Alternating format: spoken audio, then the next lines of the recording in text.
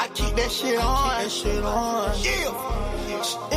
The telephone racks put a drip on me. Keep that shit on. Blowing on the Zion, sipping lean. I keep that shit on. Bad bitches recognize me. I keep this shit on. Yeah. I keep that shit on. On me. Yeah. I keep that shit on me.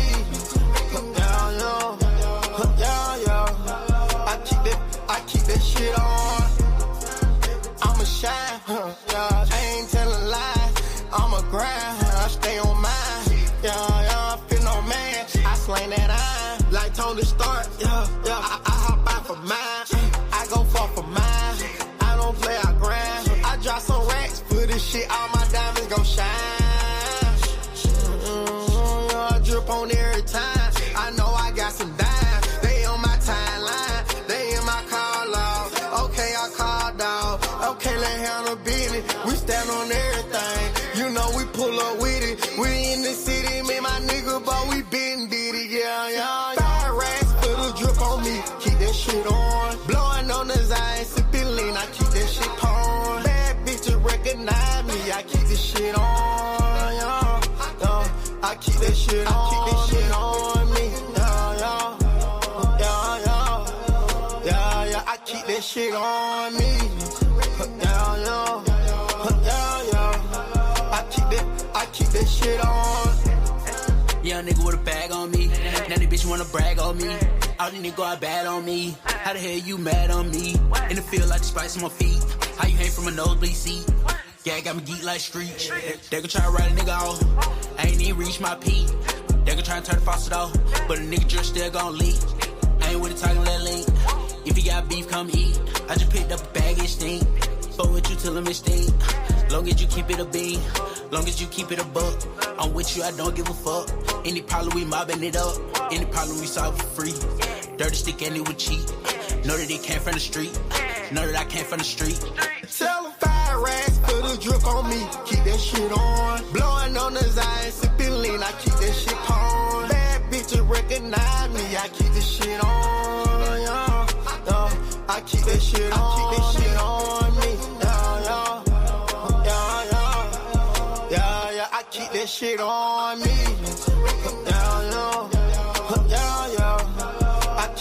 I keep that shit on. I'm just round with that thing in my lap. I just came to the party, got a scrap, They wonder how that nigga get it in the party, That gas smoke is so strong, it retarded. Lean know what is I, you know what I am, Devil rubber band, playing with some band, Get them out the feeling, this is how I'm living, I was really in them trenches for a minute, Ain't come easy, crib my ass Thanksgiving, Top breadwinner, they know that we winning, Did my life, yeah, did my life, wrong or right, yeah, wrong or right, Fire racks, put a drip on me, keep that shit on. Blowing on the Zion, sipping lean, I keep that shit on. Bad bitches recognize me, I keep this shit on, yeah. I keep that shit on. On me, yeah.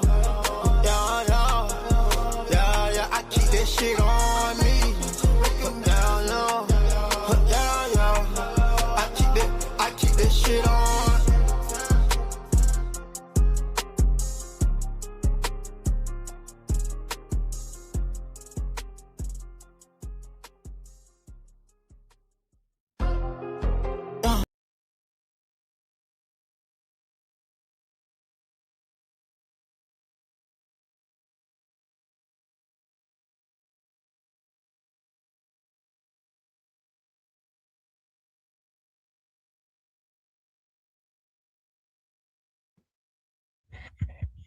What's good, fam? Hold on, let me change my mic. Give me 1 second, gang. Mic check 1 2. What is this? All right, we Gucci. What's good, family? It's your boy Demond here. We Talk Hawks TV. We Talk Hawks Daily. We got an episode of All Things Hawks. Me and the boy Mike gonna talk some draft. We gonna talk some. Hold up, man. Who do I see in the chat? Hold up. Where you? Oh, hey, we got our OG man, but where you been at, my boy? Where you been at?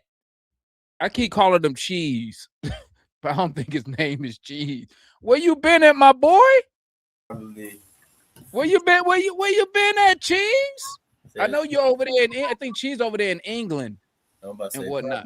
Probably, yeah, a good time for him. I don't know. Oh yeah, because when we go live, yeah, it's like 1 a.m, 2 a.m over there. By the time the game, we do the post game live show, man. Yeah, I think it'd be even later, earlier than that. I think it'd be like 3, 4ish or something like that. Yeah, and I know Cheese. I know he a draft guy too. He like doing that scouting stuff over there. So, he said he been busy with school. My boy said I've been busy with school.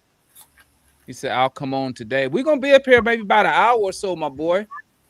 We just talking some draft stuff and whatever else we want to talk about. Shout out to the homeboy L Madness with the super sticker, $2. We appreciate that, my guy. We appreciate that. Hey, shout out first of all before we get it cracking up in here, man. And they close today. Oh dang, that's right. What you trying to go to Chick-fil-A? I got Chick-fil-A. No, but that's my youngest son. That's his spot though. No, what's it called? Sam's Club. Oh, okay. Sam's Club. They closed. Dang, I wonder if the gym closed. Oh well, I'll find out. But Anyway, let's shout out my boy L Madness with the super sticker. We appreciate that, my boy. You did. I'm going to be back in 20. Okay, we'll be here in 20 minutes. We'll be here. Come tap in with us, my guy. You know, love seeing people who used to come up here all the time, man. Whatever, life be life and whatever. So it's good when we see y'all pop up in the chat or whatever, man. Cause we always want to acknowledge those cats who been grinding with us from day one. When we was having 5-10 people in the chat, you know what I'm saying? So we always want to make sure we recognize all our OG family that been with us from the jump. You feel me? But we want to talk a little bit. We're gonna talk a little bit of draft. Well, we're gonna talk mainly draft, young players, everybody been seeing, and anything else y'all want to tap in. We can dabble in there with an Easter Sunday show. But we're gonna go ahead and get it started, man. Okay, Dark Basket said I remember Chess from the 2024 draft. Yeah, Chess used to be up here all the time. I think that's before school started though. Yeah, and that shit got real. Chess said I got to get my sleep. But yeah, Mike. Yeah, we've been grinding. What this channel? We probably been consistent. What last 3 years, 4 years? Yeah, I know, man. Time flying, ain't it? Yeah. It might be slick, yeah, more than 3. It might be this the 4th one consistent. Like you said, you've been doing the consistently post games and all that type stuff. Yeah, about 3 years now, 4 years, somewhere around there. I think it might be the 4th. Yeah, it's starting to pay off. Hey, salute to everybody, man. We just hit, I think we over 7,600 members now. Might be 77 last time I looked. Let me check. Oh yeah. Dope. Yeah. So salute to that, all y'all who've been tapping in. Salute to the newer Hawk fans, well, the Kuminga fans. But hey, if you're a Kuminga fan, you're a Hawk fan because he played for the Hawks. Salute for those tapping in, man. Julian, Sharia, especially those who active in the chat and active on the panel. Let me see where we at real quick, Mike. Then we can get the cracking. Yep. Oh, we just hit 7,800. 70. Oh wow, that's like about a few hundred in like a few days or a week. Yeah, man. Hey, it's crazy that nice. When the Hawks start winning, you throw in the acquisition of Kuminga. Man, people toss around that word star. Like I don't know, man. We seeing numbers and go up. Hey, matter of fact, since I said that, let me ask you this real quick.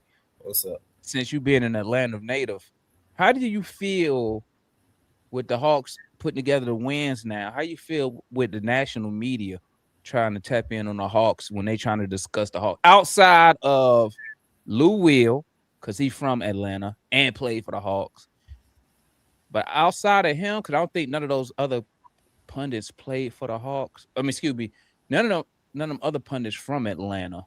So how you feel about when the national media tap in on the Hawks and they try to discuss what the Hawks got going on? How do you feel about that coming from a local perspective? I mean, I don't know, the way I want to answer this truthfully is like, bro, like Truth. you know Keep what it I'm up. yeah, I'm saying like I Yeah. like the reason why I'm on here and I'm pretty sure everybody check in, bro, because I'm about tapped out from national media and like what they got to say and talk about the Hawks. Yeah. Like, bro, I barely even listen to 929. Like, I do. Facts. Like, they jumped on late. Like, in my opinion, they some lames and they being all because, like, and that's local. You feel me? But they Mm-hmm. weren't talking about the Hawks as much as they do right now, as they did, you know, like previously earlier in the season or during like they could have been consistent. You know what I'm saying? Because we got fans out here that do want to discuss the team regardless. We up and down. Like, you see why we here. You feel me? So Yeah, it's yeah. like I don't really pay none of them attention, man. I wouldn't call Lou a national media person. Anyway, I mean, at the best, it's probably like what I see in the clip of Stephen A. Smith, but like, bro, cable TV and all that dead, bro. Like, you know, I just see highlights of stuff, you know, Yeah. here Facts. online. So, I mean, so anyway, like I said, I mean, best way I can answer is I don't know. I don't. It is what it is, but like I feel like that's why we all come here to just Yeah, man. get our own opinions up. It's kind of like the gift and the curse, man. Like growing up, I used to watch how they talk about all these other teams, and I used to be like, man, I can't wait for them to talk about the Hawks. Then when it's time to talk about the Hawks, I ain't going front. I do be feeling some type of way, like where y'all was at when we was out here struggling, Man, not winning nothing, and now everybody wants to be involved with the Atlanta Hawks, man. I'm like, you know how I go, man. It's yeah, everything is northeast or west coast when it comes to the media. You know what I'm saying? yeah, So, and we ain't yeah, necessarily got the national pundits like that. I mean, some start to come along and be in it. So that's why, like, you know, I once there is something worth talking about, or you'll see it when they'll like try, you know, some will be in yeah. this and try and defend, you know, Trey and stuff like that amongst, you know, the national media in the midst of, like, you know, L Duncan or whatever. I mean, she don't really ride with the five, but anyway, she ride with the city and stuff like that. What's old girl? She went to Georgia. What's the dang? It's somebody else too. Oh, you talk about old girl from ESPN, L. Duncan. No, that's one. But I'm talking about the other one too. It's another one too as well. Whatchamacallit, the lamest though. I'm calling him whatchamacallit though, but he the lamest and he been around for the longest and he just I don't know. I mean, I am interested what he got to say now, but I bet you he like don't buy in or whatever or don't. I don't know. I'm pretty sure he's negative, but Bomani Jones, like you wouldn't even know Bomani Jones from Atlanta, but like Yo, no cap. I'm glad you said that because when he said something about the Magic City stuff, he had posted it on, was it YouTube or X? And somebody said the same thing. They was like, man, I wouldn't even think you was born and raised in Atlanta. Somebody said that, commented. I was like, damn. Yeah, he been through the deuces, man. It was like, man, like, basically gave up on all Atlanta sports just about. Like, I ain't gonna cap though, man. I ain't gonna cap though. Listen, man. Outside of the Braves, bro, Atlanta sports is not for the weak, bro. I'm trying to.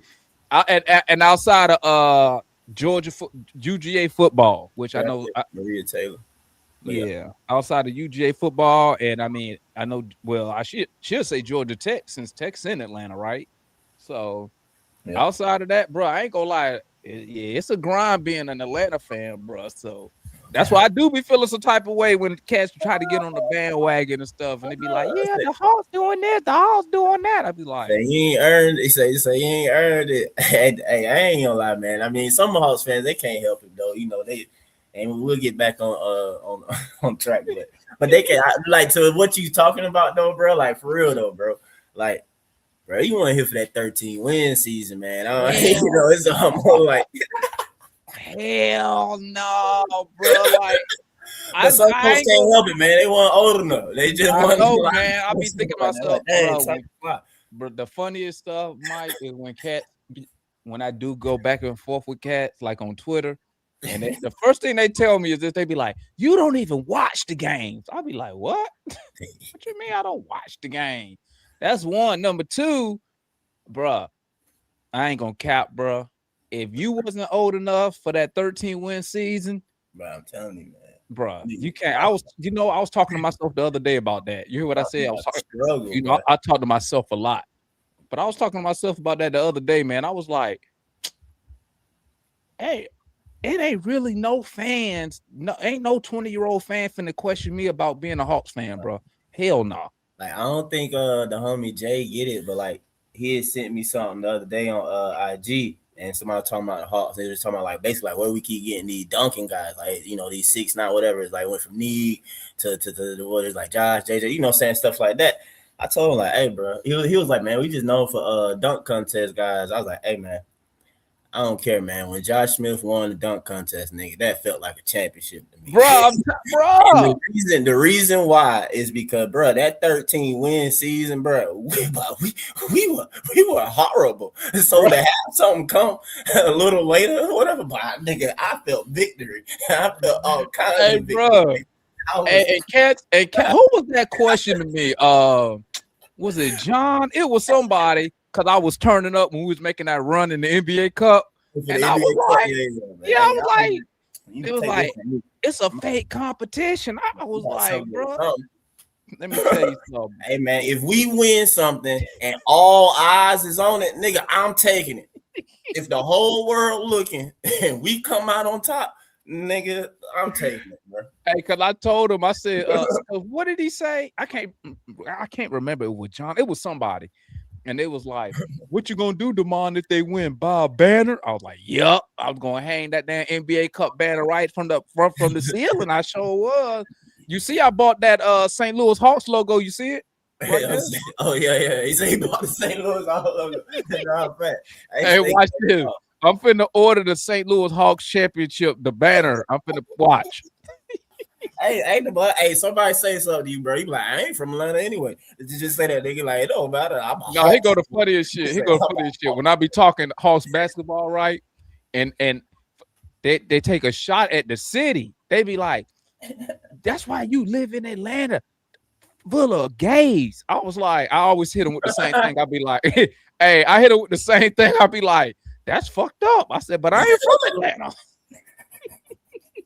That can't work with you. I'll be like, that's supposed to hurt my feelings. I said, bro, I'm not from there. Like, what you mean? I was like, no, I'm not from there, dog. That shit be funny as hell, bro. But nah, you right, man. Yeah, that shit be funny though. But no, yeah, Julian, I'm not from Atlanta, Julian.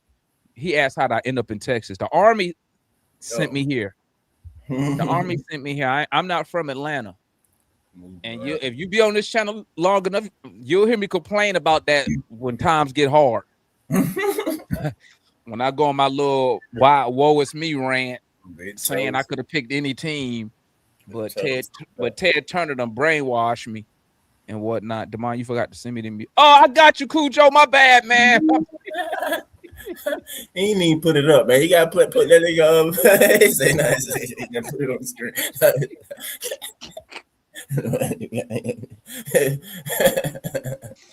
My bad, Cujo. I'm gonna send it to you, man. I got you, my boy. He want YQ music. That's hilarious, though. Yeah, I got you, man. I got you. But man, I'm gonna tell you, that's why I be living out. That's why I like with cats. That's why I say you damn right. I'm living up that NBA Cup run. When Trey rolled the dice on, I was living it up like it was like it was a championship because our good times. It's far in between, dog. Yeah, they've been limited, man. So. Yeah, so when we get up, I'm partying. You feel me? I'm partying with Damon. All your loyalty is about to be rewarded, man. Let me tell you something, man. Okay, let's go. If we first of all, we make it to the conference final, I'm turning up. Now I'm gonna be honest with you. We win the first. I'm gonna keep it a buck. Okay. I'm turning it up every game we win in the I was just about to say that. I'm about to say Mike is usually my yang because you know I get turned up over the smallest stuff. Like, hey, it don't take much for me to see the finals. It don't take much. Hey man, it go out the window. Really, playoffs, bro. I mean, everything like 0-0. I mean, I know you got your seeding and stuff though, but like, bro, like, man, we ain't came a long way, man. We ain't made the playoffs in a minute. I mean, yeah, it was what 21. Everybody go back to that though, but like 21, we was the 5th seed, but like low key though, like, wasn't our record not good though?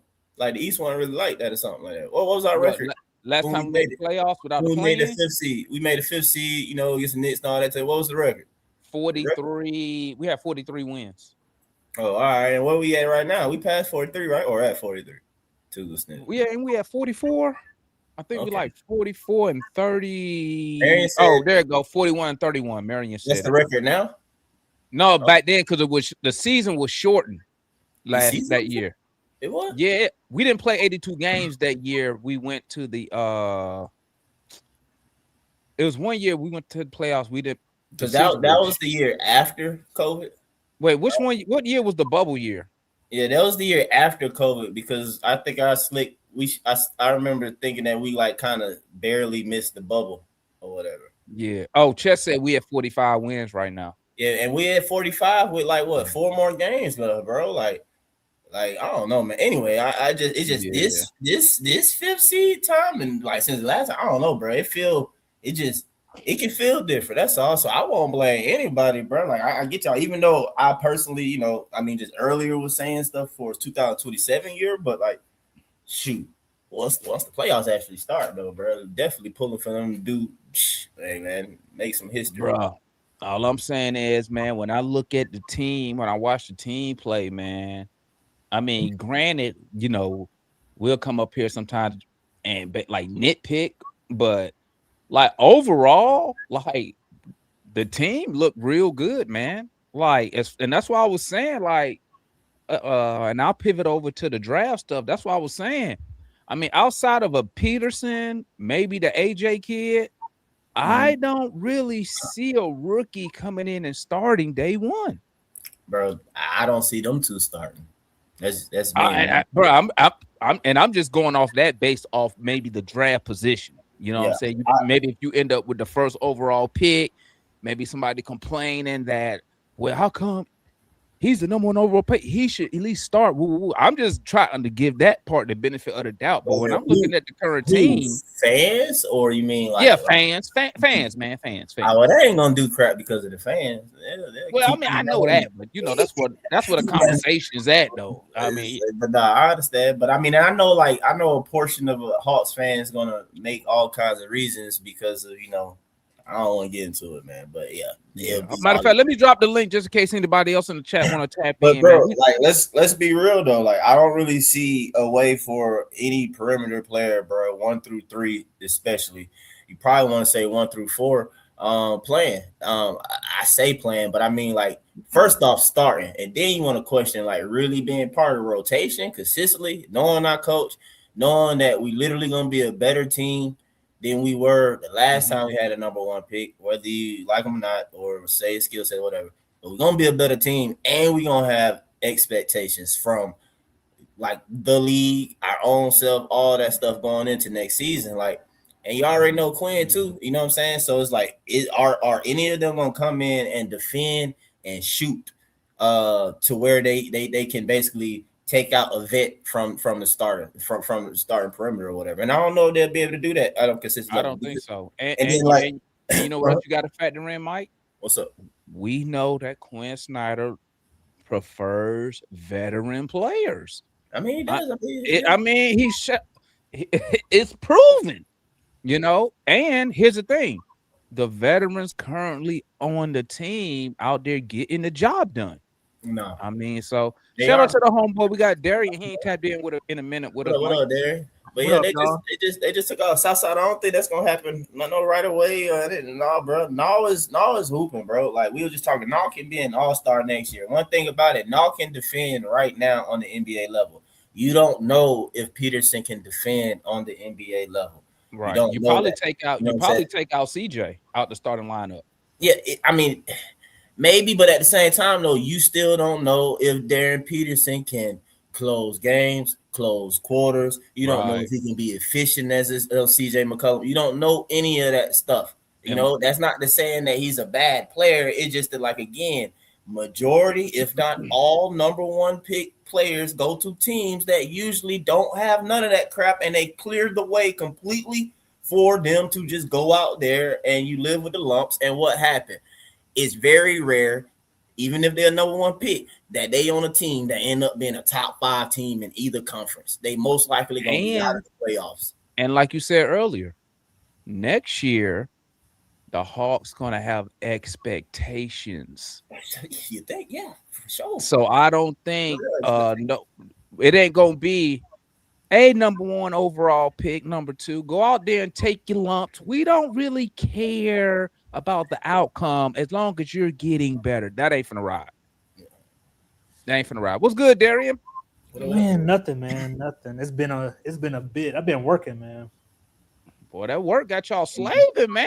Hey, join the club, man. Join the club. And I mean, only difference between me and you, I do 4 days. I work from home for 4 days. That's probably the only difference. So I ain't got to go into an office or nothing. Nah, I do TV shows, so I'm on set. Oh, okay. Okay. Man, you gonna start producing We Talk Hawks? God, man, y'all let me know what you want. Darian, there you go, Damon. Hey, Darian. Let me know. I ain't even gonna say it. Something popped in my head. I was gonna say it, man. When he said he produced, I'm gonna say it anyway. Darian be out there on them damn xnxx.com sets. Nah, man, I'm on right now. I'm on Real Murders of Atlanta. He said not right now. No, I said right now. I'm on Real Murders of Atlanta. Darian said that's a summer gig. Say I heard you, Darian. Not right now. I got you. Not at the moment. You know how much they get paid for doing commercials? Shit. Oh, hey, do you know what site I just said, right, Darian? What? That site I said, you know what type of site that is? Hey, we know, yeah. Man, we know you cold talking. And I'd still take the money for doing a damn commercial. He said, do not do that. That's stupid. Boy, y'all might have a problem, man. What's up, Darian, man? This boy food. Man, chilling, enjoying the Hawks being good for once, you know. Thank God. No, that's right. But yeah, we got the homeboy Trinity. We got Marion tapping in. Go ahead, Darian. Finish your thought. I'm at the point right now where if it's just looking like we're at the eighth pick, give me a Daymar, the dude from Michigan, and I'm gonna call it that. Well, let me ask you this, Darian. Let me ask you this. I know you like the dude from Washington, Mike. I know. Let me ask you this, Darian. Let me ask you this. If the Hawks are picking out of the top 5, right? I think it's got to be top. If we move up, Damon, it's got to be top 4. Man, you gotta let me finish the question. If the Hawks are picking out the top 5, does the player they pick from 5 to 10, does it matter to you if they start or come off the bench? No, it doesn't matter. Okay. Will it change your mind if we pick in 1 through 5? Well, 1 through 4. Does it matter if they come off the bench? If the Hawks picking 1 through 4? No, because I mean, just because of the players, the only one that I see that would start would be Peterson. I think so. Mm-hmm. So you happy? So, and all these questions I'm asking Darian, I'm gonna swing it over to Trinity and Marion too. So what I'm about to say was this. So outside of Peterson, wait, no, let me say it like this. So Darian, are you happy with the current wings that the Atlanta Hawks have?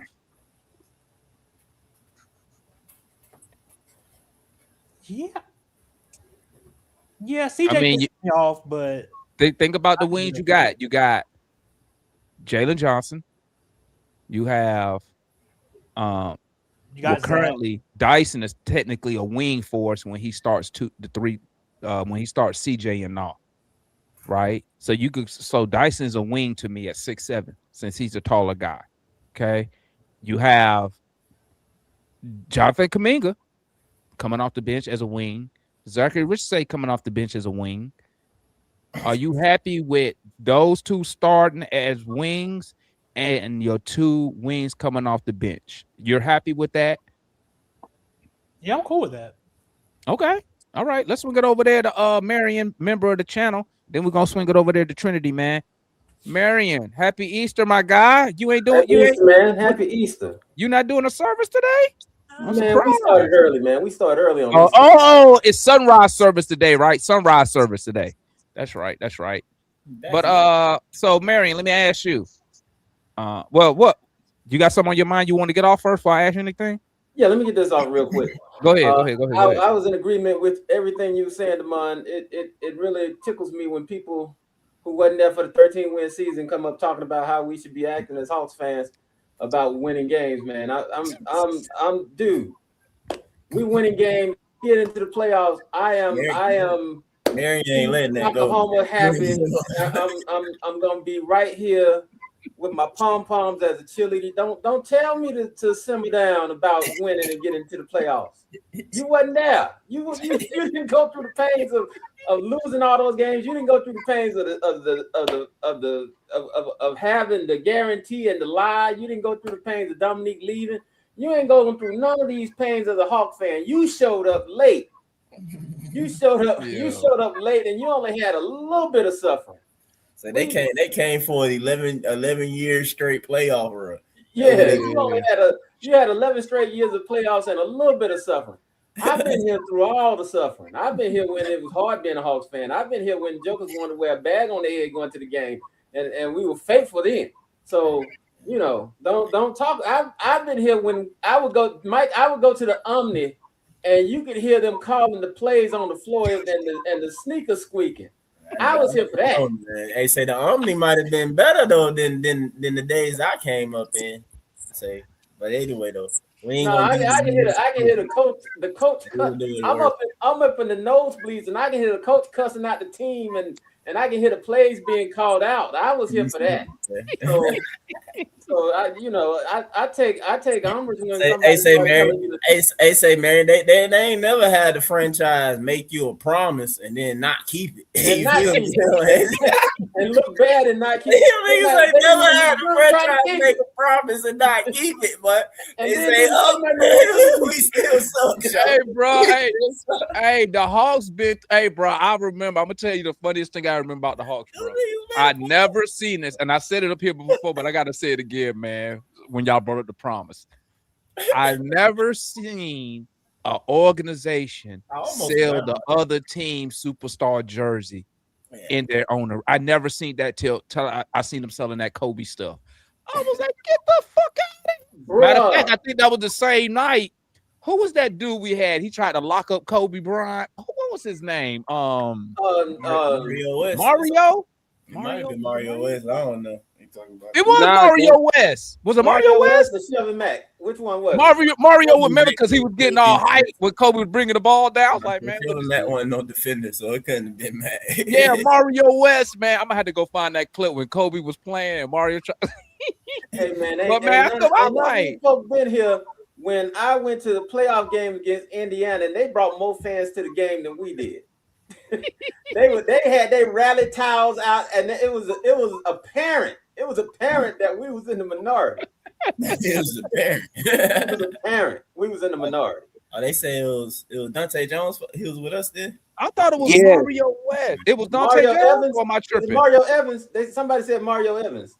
Mario Evans was the bald-headed guy. Yeah, he's the light-skinned bald-headed guy looked like he had alopecia, man. Talking about, Dante Jones. It was Dante Jones. Yeah, I'm like, that was Dante Jones. Like, I'm looking at it right now. Well, I can't. I was just trying to throw people out around the time. That was hilarious, man.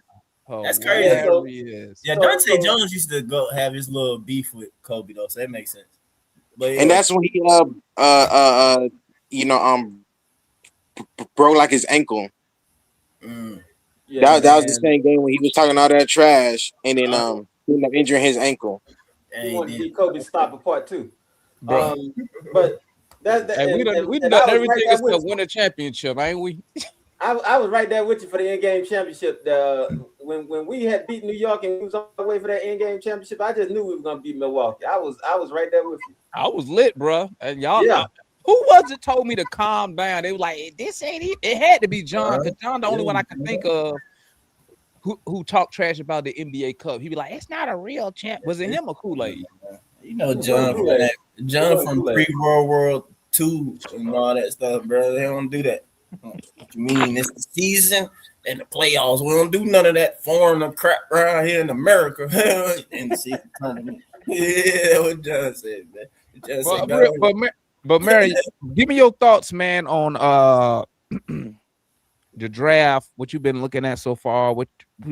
What direction you think the Hawks need to go in the draft? I know we don't know our draft position yet or whatnot, but I know a lot of Hawk fans are looking at these young boys, this young talent that's out there, man.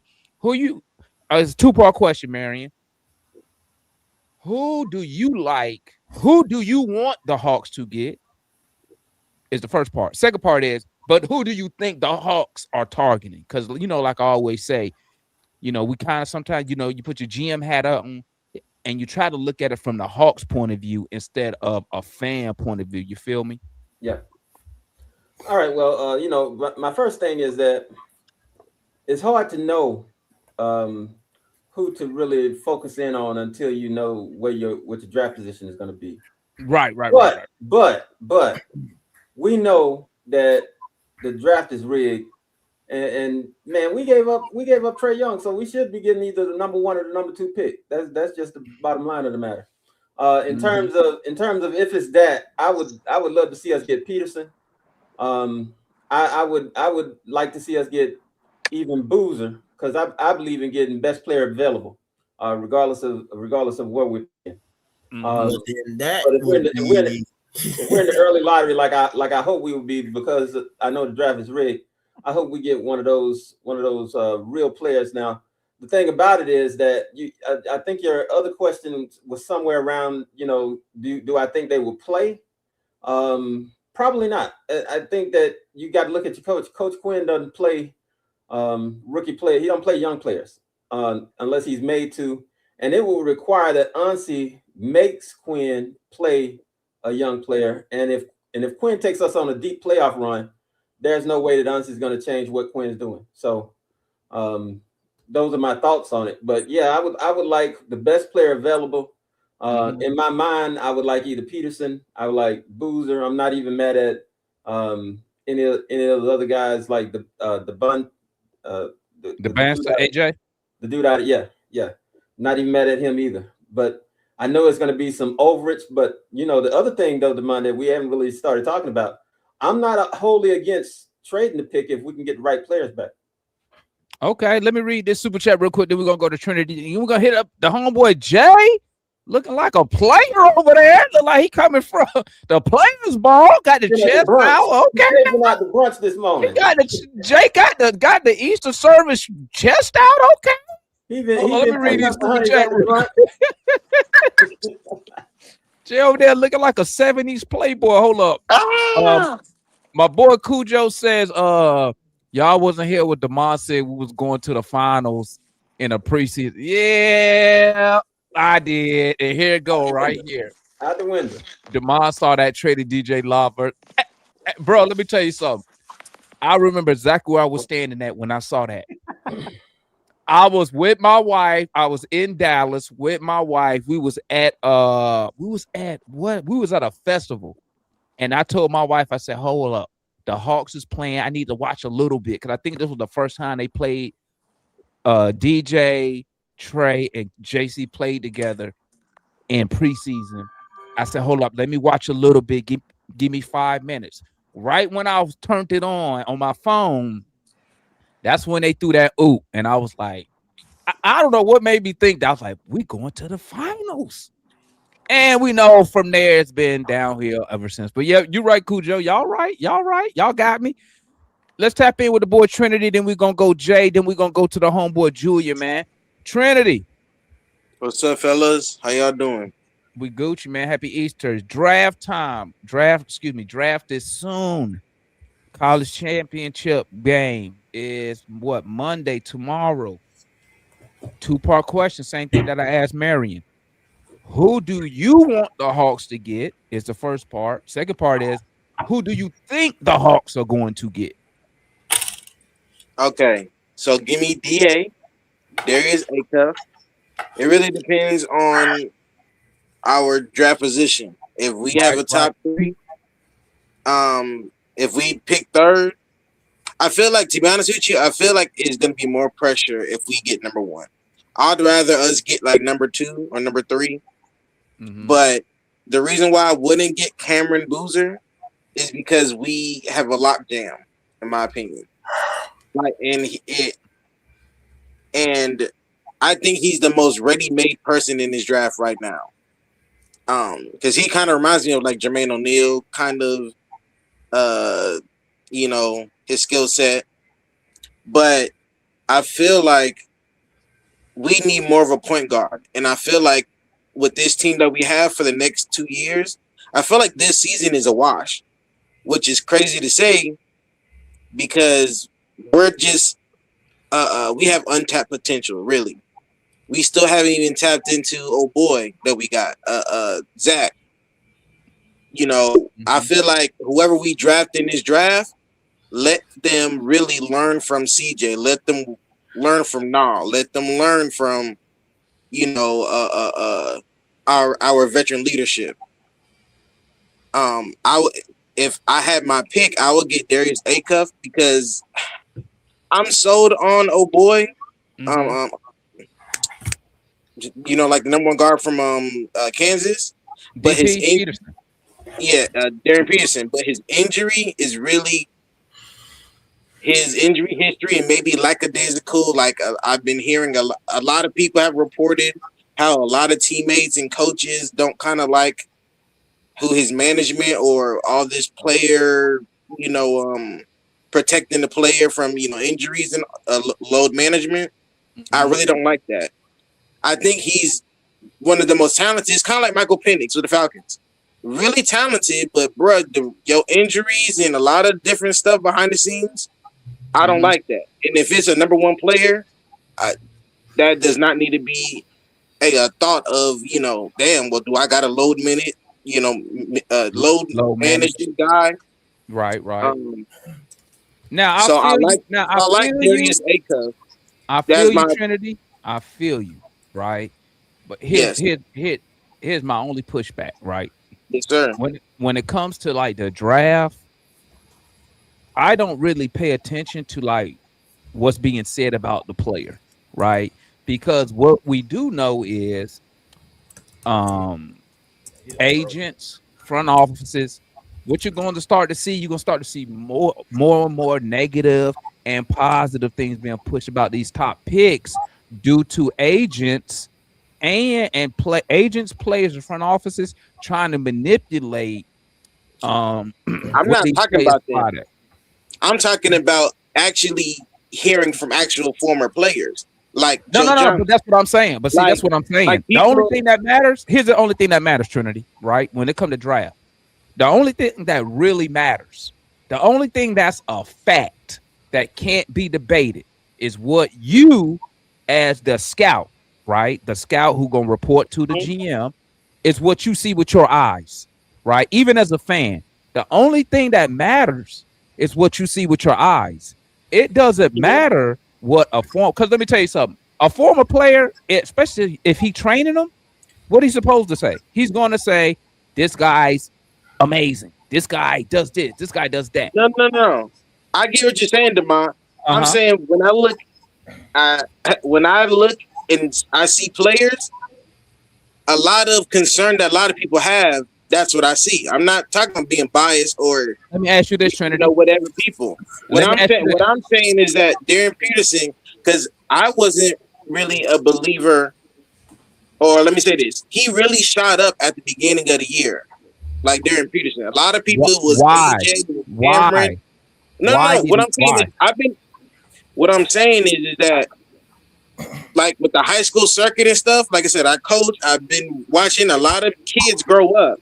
And Darren Peterson, his rise has really shot up.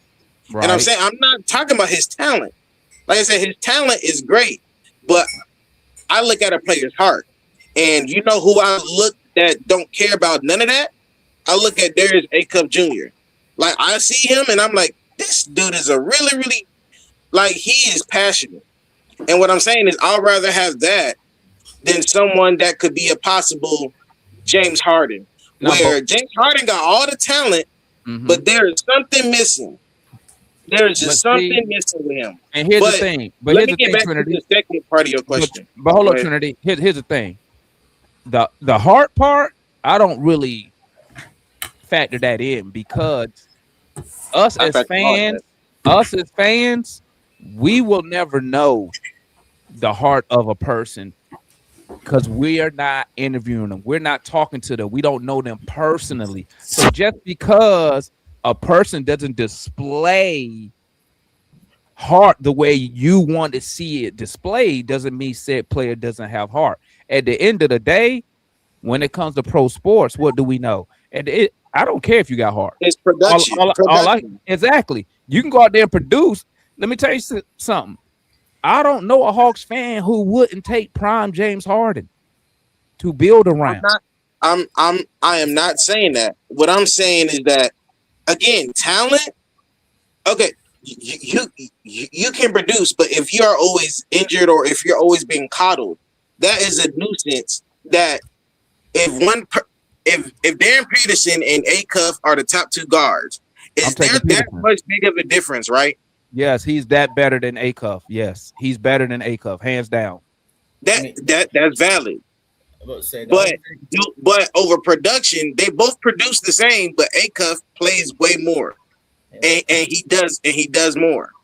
Again, Darren Peterson is his talent is great, but the second part of like I said, it depends on how we draft.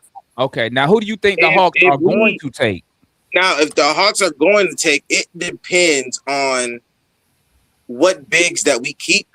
Because, like I said, I think the Hawks really do like Cameron Boozer, and I think a lot of organizations do. But it really depends on where our draft slot.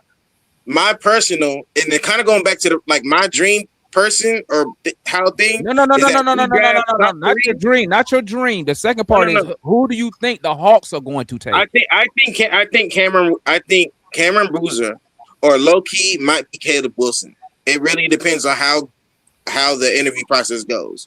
Okay, let's swing it over to Jay, man. What up, Jay? Jay, you took off the Easter shirt? Man, I had to get out them clothes, man. It was getting hot out here, boy. I want to talk about my draft. What y'all talking about? Y'all talking about the draft? Talking about who? No, just playing. I mean, well, let me ask you. Go ahead. Here is a two-part question, Jay. Two-part. Right. Who do you want the Hawks to take? And the second part is, who do you think the Hawks will take? Now, currently, the pick is scheduled to be 7th overall. So we'll go off of that right now. Okay. Oh, well, I was gonna point something out on that too, DeMar, because I look at the odds. So how I look at it is, we know it could change, but I'm saying I know, but the combined odds get the Hawks a 46% chance at picking top 4, and if either Milwaukee, like a dream, is really very much in play, that the Bucks could end up with the 9th best odds instead of the 10th. They're both going to finish in top 10. There's such a gap between 10 and 11. But they're only one game up from 9. Like the Bucks are only like one game back of the Bulls for 9th. And then the Pelicans are only like one game back of the Mavericks for 5th or for like 6th. If it could break right where the Hawks have like a 57% chance at a top 4 pick. You right. It's really high. Just for the sake for now. That's all. If it stays in this range, if it stays in that 6 to 7 range, 6 to 8 range, I mean, I just think you go best player available. It don't really matter to me. Well, that switches up. If it was number one, overall. Well, hold up, Jay. Hold up. Since you gonna say best player available, let me ask you this part. Let me ask you this then. Best player available, are you as the Hawks are? Well, excuse me, we're on the first part. best player available in your opinion. What you would like to see? Do the Hawks go big, guard, or wing? It's so hard. Oh man, it's so hard. If I was drafting number 1 overall, I would just take Cam Boozer. Man, Okay, but you're not drafting 1 overall. You're drafting 7. You said best. Okay. player If you're going 7, I definitely think that the wings, the guards are better. If it's What's 7, your I probably priority? go Big if wing- it's 6 big or 7. wing guard. If it's 6 or 7, I probably would go man, Keaton I Waddle. want to go, man, because I want to start some I trouble. probably went would go already. Keaton. You didn't go already? Not really, but you know, He went first, but I'm just Yeah, trying. if it's 6 or 7, I probably would say It's like Cam Keaton Boozer, Waddle. bro. I'm about to start. Yeah, bro. Man, Nah, you I know mean, what? I like Cam. hold on, guys. Gonna say one thing. Hold up, before we Go ahead. recycle, but hold up, before we recycle, let me holler at the homeboy Julian down there, man. What's good, my guy? What's good? How's everyone Ju- doing? Julian is our residential Jonathan Kuminga. I got all the expert. history, all the stats on Kuminga. Subject, as we say in the Army, subject matter expert. Subject matter. That's what we say in the Army. Say that in my career as well. I'm a IT project manager, so we need those SMEs. There you go. All righty, there we go. So Just we got an by- IT project manager. We got a TV producer up here. Shit, we should be. This channel should be blowing up professionally. It's gonna be the smartest Hawks channel on YouTube. Yeah. We even got HR and everything. Yeah, make sure you plug us in, Darian, when you're on the TV set. I got you.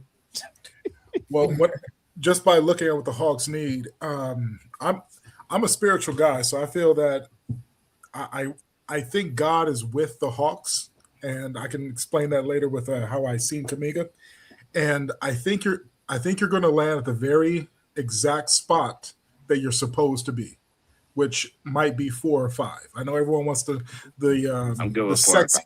the sexiness of the number 1 pick, but sometimes teams mess up that 1 or 2 pick because they're trying to reach for something instead of getting that exact player that they need. And you see it all the time in drafts that later players become stars over top players. So what I think the Hawks should focus in on is definitely a big priority, number 1. I know Jay doesn't think that Caleb Wilson is a big, but I've seen him play. I think he's a legit 6'10". He's 215. Nick Claxton is 215, and he plays center. So I think you could work with that. You could also put some muscle or some bulk on Caleb Wilson. The reason why I like Caleb Wilson, he fits the style that I see from the Hawks, which is you need a running big man, you need a shot blocker. He passes very easily, and he's a double-digit rebounder, and so he could slot in right away. The reason why I'm looking at him, because when we talk about, say, AJ or Darren Peterson, you're adding more to what you already have. I know a lot of people are Zach fans. I love what I see from Zach. If you want Zach to grow, you can't throw in another mix of someone that's going to take away shots and minutes from those wing positions. Next year, I hope that you'll see like a 20-point per game. Same thing you're seeing from JJ, but more refined. Kuminga, I judge Kuminga based on his third-year stats, if you guys look it up. And then Zach get into that starting lineup or up to 30 minutes per game and give you over 15 points per game. So if you throw in like an AJ or Peterson, that's just going to stunt the growth of, like, you have 4 prime guys that can give you over 20 a night, at least what I think. And so Caleb would be my first option at like a 4 or 5 if you get there. And then if you drop a little bit lower, like say the 7 through 10, I believe Darius Acuff is the better overall point guard, but for the Hawks, I think Kingston Flemings is good because who you draft, because the Hawks have a point guard. I think Dyson Daniels is your point guard, and you need to lean into it. Right now, you have no one on that second unit that can get anyone involved. Like Gabe Vincent, he can shoot a 3. He might play a little defense, but there's no one that can get people involved and run a second unit. I think Flemings is more of a natural type of point guard.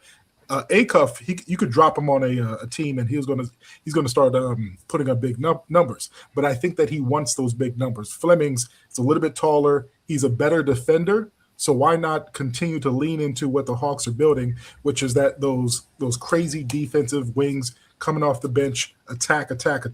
So for me, Caleb Wilson, if you're in the top 4 or 5. The second choice I would be looking at is Kingston Flemings, because I think he's more of a natural point guard to run a second unit and also to play defense. So that's my 2 cents there. Julian, I knew I rock with you, but I've been calling for Kingston Fleming since November.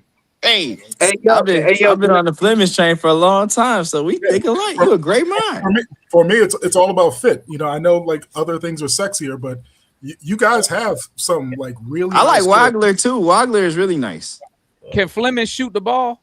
Yes, and he can defend. Hey, DeMar, I said on here before, I know Kingston Flemings is good because I'm here in Houston. I watch UH, and Coach Sampson doesn't even play freshmen. So the fact he started every game, he was going for 40 in games, should tell you how good Kingston Fleming is. He's ridiculous. I was just about to say, I didn't know that.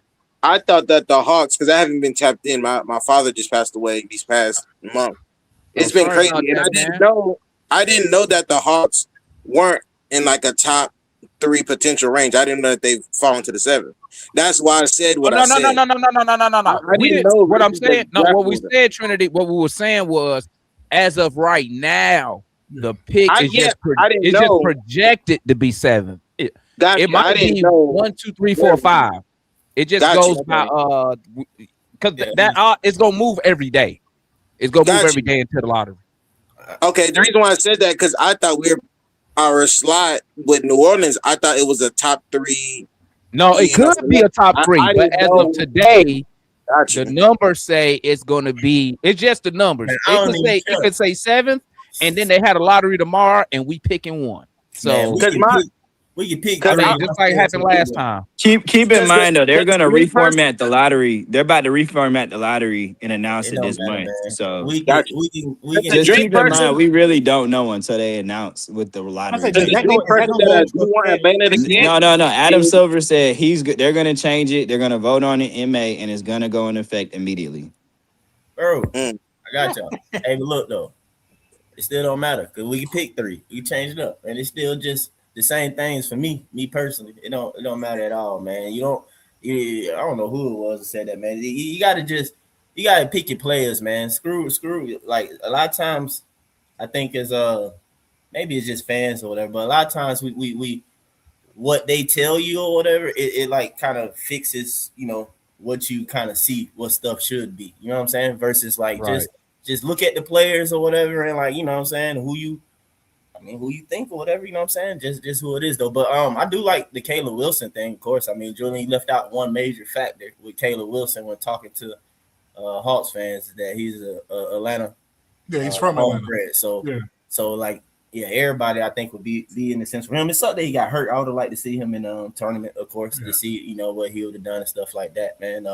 I am somebody else had mentioned it. I was gonna mention him though, but I am coming around for Keaton Wagler. A lot of reasons because I know DeMond always said though, like thinking about the Hawks or whatever, like what they gonna do, not what you gonna do, and all that type crap. But I'm thinking like, bro, and I've been saying I think that they do go like another like wingish mode. You know what I'm saying? That can do multiple things or whatever. And Keaton Wagler kind of fits that size, but can play in a sense the guard position and do things or whatever. He can shoot. I got to dig deeper in the sense to see what his defensive stuff is though. But he can shoot, he can dribble, all the above this and that though. But it's that mold and that size or whatever that I'm kind of like, okay, that might fit or whatever. But other than that though, bro, my absolute favorite player, man, and he is Hans Steinbach, man. That was my guy going into the season, and that boy proved himself to me through the season. It's just that he played for Washington, and them boys, I hate that they didn't make the tournament. And then also, too, they really, if you ever watch Washington, they ain't really played through him and with him like they should have. And I just want to be controversial, but I don't know. I'll argue for Hans in same breath of Cam Boozer, man. Cam Boozer is just American, his name, and he went to Duke. Hans Steinbach is German, played at Washington, came on super late, and them boys weren't necessarily good like that, though. But until Caleb Wilson got hurt, I believe that, and I'm pretty sure he finished, but he led freshman or whatever. I'm pretty sure he did tops when it comes just across the league period and double doubles. Y'all know that, of course, we need a big. But y'all know too, we suck rebounding in a sense. Y'all complain about that stuff. That boy is a walking double-double. On a bad night, he's giving you a double-double. He's getting rebounds. He just averaged 18 and like 11 points, something close to 12. 18 12. As a true freshman, you feel me? He got good hands. If he's a legit 6'11", that's my only thing. It's like, man, I hope he measures out to be a legit 6'11" or whatever. So I'm just he can hit that three too. He hit that three. He got good touch though. You know what I'm saying? He got good hands. He good touch. I can see that projecting, especially with us, how we encourage and want somebody to shoot and stuff like that. I think that, and then like DeMond always say, work out. Like, but I think that boy gonna work out or whatever. He gonna get in these folks' workouts, so they're gonna really look at him and stuff like that. Man, team gonna fall in love with him. That boy gonna climb up that board even more, man. And he low key can move and stuff like that too. And his defense, I've been kind of debating with Larry about that. I think people sleeping on his defense. He actually averaged. It ain't a whole lot, but he averaged more blocks than Cam Boozer. So and how old is he, Mike? He 19. So if y'all see Cam Boozer, if y'all see Cam Boozer at 6'9", being a quote unquote 5 to go with JJ, Hans is actually 6'11" or 5. Hey, Mike, look at Virgo coming at you, man. Mike, you don't like Vassar at UNC? Who? You don't like Vassar out of UNC? Oh no, he cool. Henry Vinsar, whatever. Yeah, like him, the Arizona big. I think it's like Monty Eunice or something. Can't think of his last name. And the Michigan big. Those three guys would check a lot of boxes. They're just massive. Outside of Mara, they could all shoot. Mara don't rebound necessarily. Yeah, Mara can't shoot. But I really like Vassar. Vassar moves really well. He protects the rim. I think he's like a more athletic version of Jock Landale to me. I don't know, Jay. Mara has my top big man though. That's just me. Mara's my top big man. He got it, but I'm talking about like Vassar and Monty Eunice, the Arizona big man. They've already shown like they can. How do you guys feel about like Elijah Arenas? Because I think he has the most potential out of a lot of people. Is he going pro? That's the one thing. I think he may stay another year. He's talking about Gilbert Arenas' son.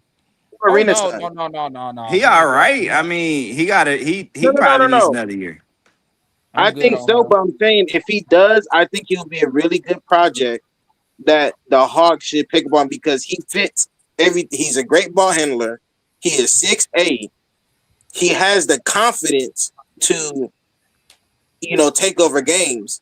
You remember in the high school circuit, if y'all haven't watched, he was one of the best players for a couple of years. Let me tell you something. A tragic accident. Let me tell you something, Trinity. The price of the brick done went up, bro. We done with projects. Man. That's a lie. We ain't looking for no projects. That's a lie. You can take a project at the 20th pick. Like, we got a project. We got 3 picks. We got a project we ain't even working on right now. Who's sitting on? Okay, so question, Damon. Do you think that we should package Zach this offseason and try to get another veteran player? No. Oh, good. You know how hard? Do you know how hard it is and expensive it costs to find a real 3-and-D guy with the length? Zach has the height, the length, can shoot, and defend. But he's a project, man. They might take Nate Man. Year 3 is usually a breakout for most right, players. and guess what? He is 20 years old. He's coming along just fine. If you're a fan, once you take that number 1 overall pick off, you take that title off and just look at Zach as a player that you're developing. He's coming along just fine. He's a 20-year-old guy with 2 years of NBA experience now. Think about, and what I tell fans is this: put your GM hat on. Look at Zachary Richardson, not at 2021. Look at him at 24, 25. That's what you want to look at, right? Yeah, but that's the Hawks move how we're thinking. Now, Anzi has been hitting this 1 year. It hasn't even been a whole year yet. But Anzi said Zach is only 20. Outside of Anzi, do the Hawks have the same patience that you have? Yes, because here's the thing, Trinity. Here's the thing. And that fans getting caught up on stuff already. Okay. This reminds me This is Zach. I'm gonna tell you what. When people bring up the 2021 team, you know what reminds me the most of this is this. Including myself, I fell for the shit last time. Oh, Trinity Love. Okay, I fell for it last time. Okay, and this is what it is. The Hawks. Oh, I don't believe that honestly really believes that the Hawks are as good as people think they are. Not right Because now. I don't think he does. I think just like Travis, he's probably like, we need to cross some T's and dot some I's before we start saying, hey, this is the team that could make a run, that can do this, that can do that. Has the team, I mean, it's just when Nate McMillan took over, what happened? They won 8 in a row. When Nate McMillan took over, what happened in the second half of the season? They was like 25-12 in the second half of the season under Nate McMillan when he took over, right? So I don't believe that Ansi is looking at this team as like, oh yeah, this is what we want to be. I still think he probably think we need to go back in that draft and not find the guy, but find a guy to do what? To fill a role. Because the way I look at the Hawks now, when people say we don't have a superstar, shout out Ticket, that's his number one line. I look at the Hawks like this. Our players are excelling in the role that the coach has given them. So when I look at Zachary Richardson and I see him on the court playing, in my opinion, which is crazy elite on-ball defending. If you follow Zach, look at how he's navigating screens now. He's getting through these screens amazing right now, right? I look at the Hawks as players excelling in their roles. That's why I'm not so hype on, hey, let's package Zach, let's package Double O. Outside of a legit proven NBA superstar like an Ant-Man, I'm not trading Zachary Richardson for nothing. Not a role player, not a vet, nothing. Because guess what? A guy like Zachary Richardson at 24 years old is going to cost you $25 to $30 million in that time. Elite 3-and-D guys. So take the number one pick off Zach, young guy. Demond, remember, you always got to throw in the fact too. 6'9/6'10", doing what that role is able to do. On top of the role that he is, typically that's 6'7", 6'7", 6'6", 6'7", or whatever. He's 6'9", 6'10", basically, or whatever, doing that. He can defend 1 through 4, throw some actual strength on him at 24, 25. You're saying, I might be able to throw him at the 5, small ball wise or whatever, you know, and then he can still move perimeter. Like, come on, bro. Like, you not only that, Mike, but if you do get rid of Zachary Richardson, guess what you're gonna have to do? Go find another fucking Zachary Richardson. Yeah. Exactly. That's why I say they might grab Nate and Mint and just restart the clock. But Nate, I don't think has the defensive potential as Zach, though, bro. Yeah, because now what that does, if you trade Zach and you go get a Nate, that sets you back another 2. That sets you back. It resets the contracts. But here's the thing: you can't keep resetting contracts because it's gonna get to a point to where you're trying to compete. And when you're trying to compete, resetting contracts don't help, because when you reset the contract, you also reset the development of that player. You're resetting development at that position. What's good, Julian? I was gonna say that you can call me crazy, but Zach's game, as far as his jumper and how I see him come off, before you call me crazy, he reminds me of a younger Paul George when he came in playing next to I forgot who that Danny Granger. Yeah. So if you remember Paul George, he actually came in the league at 20. So Zach in his second year is a rookie Paul George, and he only averaged 7 or 8 points per game. And then Paul George didn't really kick in until year 3 when he was 22. So his year 2 at 21 years old, he averaged 12 points per game. And what I see from Zach, he has that kind of quick, smooth, buttery release. He already has the defense down, and everything. The things that is hard to teach, he already knows. He has the fundamentals. Julian, you making me giddy, man. Like, where have you been, bro? You know, some of these Hawks fans call you crazy, but to me, and then the one dude you do call crazy, being Matt or whatever. But bro, me, I see from day one when people want to. I see why he was a number one pick, bro. You can see in my opinion, He's a good prospect. No, it's not immediate, but you can see that it's like, okay, we grow this. Boom, you know, like, bro, you see who you can have, man. Like, it's crazy. But anyway, he might not be a star player, but he's going to be a very high impact player. I don't know, man. If all Zach has to do is just pick up a decent dribble, and it's going to get. Yeah, that's why I said the ideal version of Zach to me is if he can become of like on offense what Mikal Bridges is, where he can dribble into space and pull up. Be a quote unquote star is because of personality. That's it. Or Brandon Ingram. I mean, I don't know if he got BI. I don't think he can become Brandon Ingram, but he can become Mikal Bridges for sure. A 6'10", a better version of Mikal, anything above Mikal Bridges. I mean, that's a great player. But think about this. I'd say that 9 times out of 10 with the number one pick. Honestly, they sound like Paul George, Jay. Yeah. I don't know, man. Paul George is it's on only other dude that moved like Paul George at that size. It's fine, Jay. You just don't agree, okay? No, I'm just saying. When you talk about Paul George, you gotta know that his game, Paul George's game, is very pretty and is very fluid. And the only other dude that I've seen that's like 6'9", 6'10", that moves and handled like Paul George is Tracy McGrady. I ain't really seen those guys. Not a true 6'9", 6'10" though. T-Mac 6'10", bro. That junk, like I know, but I'm just saying, like Paul George is very hard for any player to become. I'm saying archetype. Paul George didn't move this way when he was a rookie.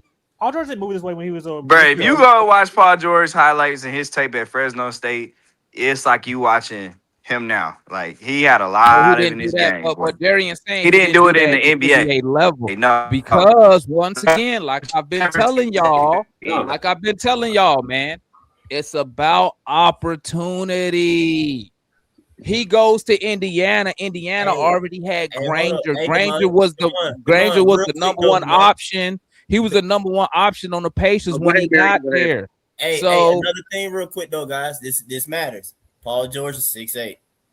I need them to measure Zach again. True. But if we all be saying that we believe Zach is 6'10". That's what I'm saying. He's 6'10". Bro. What? Like, bro, that's what you gotta remember too, bro. He moving like he does.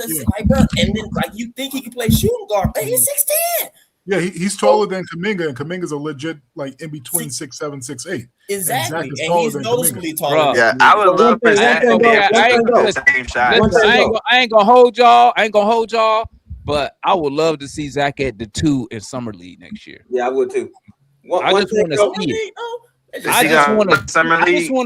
I just want to see it. He can shoot. Because if you could get him to be a 2 guard, I don't think he's gonna play summer league. I want to see Zach. I would love to see Zach get the shots in the kill games, like the same kind of movements. Jay, I know that. Yeah, that's why I'm saying I wish I could see him do the 2 guard in summer league. I know he's not going to play. Question panel. Hey, Mike. Hold on. Go ahead, Trinity. Go ahead. Hold on, Trinity. Say something real quick, Jay. And I think Julian wanted to say something real quick. Yeah, I got you. And okay. I was about to say, what's the glaring weakness that the Hawks have right now in protection, rebounding, and point guard for the second unit? Bring me Hans Steinbach. Point guard, rim protection, rebounding, a point guard for the second unit. That's in my opinion. So what's the first priority? What y'all attack in this draft in their free agency? I think big and rebounding. Yeah, I gotta go big. I'm gonna go big because, to be honest, the guard situation, like I said, unless it's Peterson, whatever guard that I draft is coming off the bench. Because I don't see a guard outside of Peterson that's going to replace Null. That's going to replace Null. That's going to replace CJ. That's going to replace what's my other guard? Dyson Dames. I don't see it. You know what's good, Julian? I want a veteran center, man. I want a veteran. What's good, Julian? Marion, did you have something to say? I felt that. Yeah, I was. Oh, my bad. Go ahead, Marion. My bad. Yeah, I was going to tune in when we was talking about Zach, and one of the things about Zach is that when we first got him, well, after we got him this first year, I looked at him as being another Rashard Lewis kind of player. But I think he can. I think he can go beyond that. I think that, like Mike said, we need to remeasure because at the end of the day, he might come up to be like 6'11". He just seems like he's still growing, and in terms of game understanding, he's already there. I recall watching Gallo when Gallo went through his trials and tribulations when he was drafted by New York, and they never really gave him a chance. And then after he came into his own, he became a very good player. I think that we have that same kind of energy in Atlanta in terms of, as Damon has said, we keep looking at him as being the number one pick overall, our first number one pick overall. But the truth of the matter is we got to just start looking at what he brings to the game and the potential that he has. And he has a lot of potential. He's a 3-and-D player. He can shoot the ball. He can play defense better than most of the players that we have on the team. He just doesn't have the opportunity to show it like some of these other players who right now are seen as being better than him out of his same draft class. I say you just give Zach a chance. He's going to show us that he is going to be, by his third, fourth year, he's going to be something that's going to be hard to stop. So we got us a player. We just have to be patient and watch him grow. If he could become a Rudy Gay kind of player, Zach, that would be really great for us. Yeah. And I just want to lean into starting him at shooting guard. The game is evolving, and maybe Ansi sees this in the way that he's drafting and trading for players. That I understand we have these archetypes, but if you have a team that everyone's above 6'6", all right, you can start like a 7-footer, but coming from the Warriors, they always had this death lineup, which was like Curry, Clay, Iguodala, Barnes, Iguodala, and Green. They're all like, but the Hawks have bigger and more athletic guys, and if you can close games with even I don't know if you ever thought about this, but JJ at center. So imagine like Dyson, Naw, Zach, Kuminga, JJ next year as like a unit that can run teams off the court, high defense, switching all over the place. Like no one's a liability. Everyone's tall, everyone's long, everyone's super athletic. So that's something to think about for next season as well. Like that, you don't have to stick to the old NBA standard of the height of a certain player, because I don't see Zach getting blown by guards. I don't see him struggling with point guards or shooting guards out there on the perimeter. So why not have why not be ahead of the league? Luka's a point guard. Ben Simmons was a point guard. You can think like, hey, we can adjust these traditional height standards for certain positions. You don't always have to be a 6'3" point guard, a 6'6" shooting guard, and so on and so forth. And I just want to touch with Ark. What's your real name again? I'm sorry. Oh, Mike. You say I'm Mike. Okay. Heinz Steinbach was my third pick. If I were to pick, because he brings everything that you need as far as that high rebound, scoring motor, and spaces the floor. But also, I think Landale is a free agent. I will rock with him this year. Let him go, because there's some good centers late in the draft. I'm not sure if you heard of this guy named Jaden Quaintance. Yeah, I know he was injured this year, but if you look at him, I think that he would be a good late draft pick as a big body hustle rebounder, bruiser, and I think that's what we need. We need a bruiser that comes off the bench that can push people around, not get pushed over by Jaden on the Pistons. Jaden Duren. There you go. And also, I think there's a guy on Duke, Patrick Nguaba. Let's say his name, but he's one of those guys. But I would say Jaden Quaintance is my first late type of first round draft pick to really solidify that backup center position. And you have the picks. And last thing I'll say, I'll throw it to people, but what do you guys think of the recent signing by the Hawks of I think his name is Tony Bradley. Tony Bradley. Yeah, just to I'm fill glad you in. brought that up. 'Cause I wanted. Oh, he ain't that dude ain't playing for real. Nah, he's gonna play because he's gonna play insurance. tomorrow. He's Yeah, yeah. he's That gonna dude play. not gonna He's gonna bro. play. He He's not gonna get going minutes bro. tomorrow. Until they say Jock Landale is out for the playoffs. That dude ain't finna play for real, man. No, I Y'all mean he's not serious gonna be right out. now? He's gonna play games starting tomorrow because you need a big body like that. Yeah, he played in the finals as well in the playoff run. But Julian, you weren't here on Friday when I was telling people that the Hawks have a really good analytics and scouting department. And I was telling folks, it's not going to be a big man. I was literally just talking about this on Friday. They were going to find one of those analytic darling guys that they can get for the low and bring them in here. And 24 hours later, they bought in Thomas Bradley. And the frustrating part about that is Bradley's they not could. no analytics guy. What? He is an analytics darling. Bro, This dude bro, plays he's 10 minutes. He's a regular average big man, bro. Come on now. Demond, his rebound rate is incredible. He plays 10 minutes a night. He goes out there. He's never averaged more than 15 minutes a night, but he always gets at least 4 rebounds. It's always at his rebound rate is very high. Bro, I look at Bradley. He's bro. very high, I look bro. at his numbers. Here's He's solid. He's a really solid third big. He's a good player. He's not the type of big that the Hawks like. That's fine. You know why I say that? I'm gonna tell you my reasoning behind that. The Hawks, in my opinion, they want a big who can stretch the floor. Well, I'm not saying he's a long-term solution.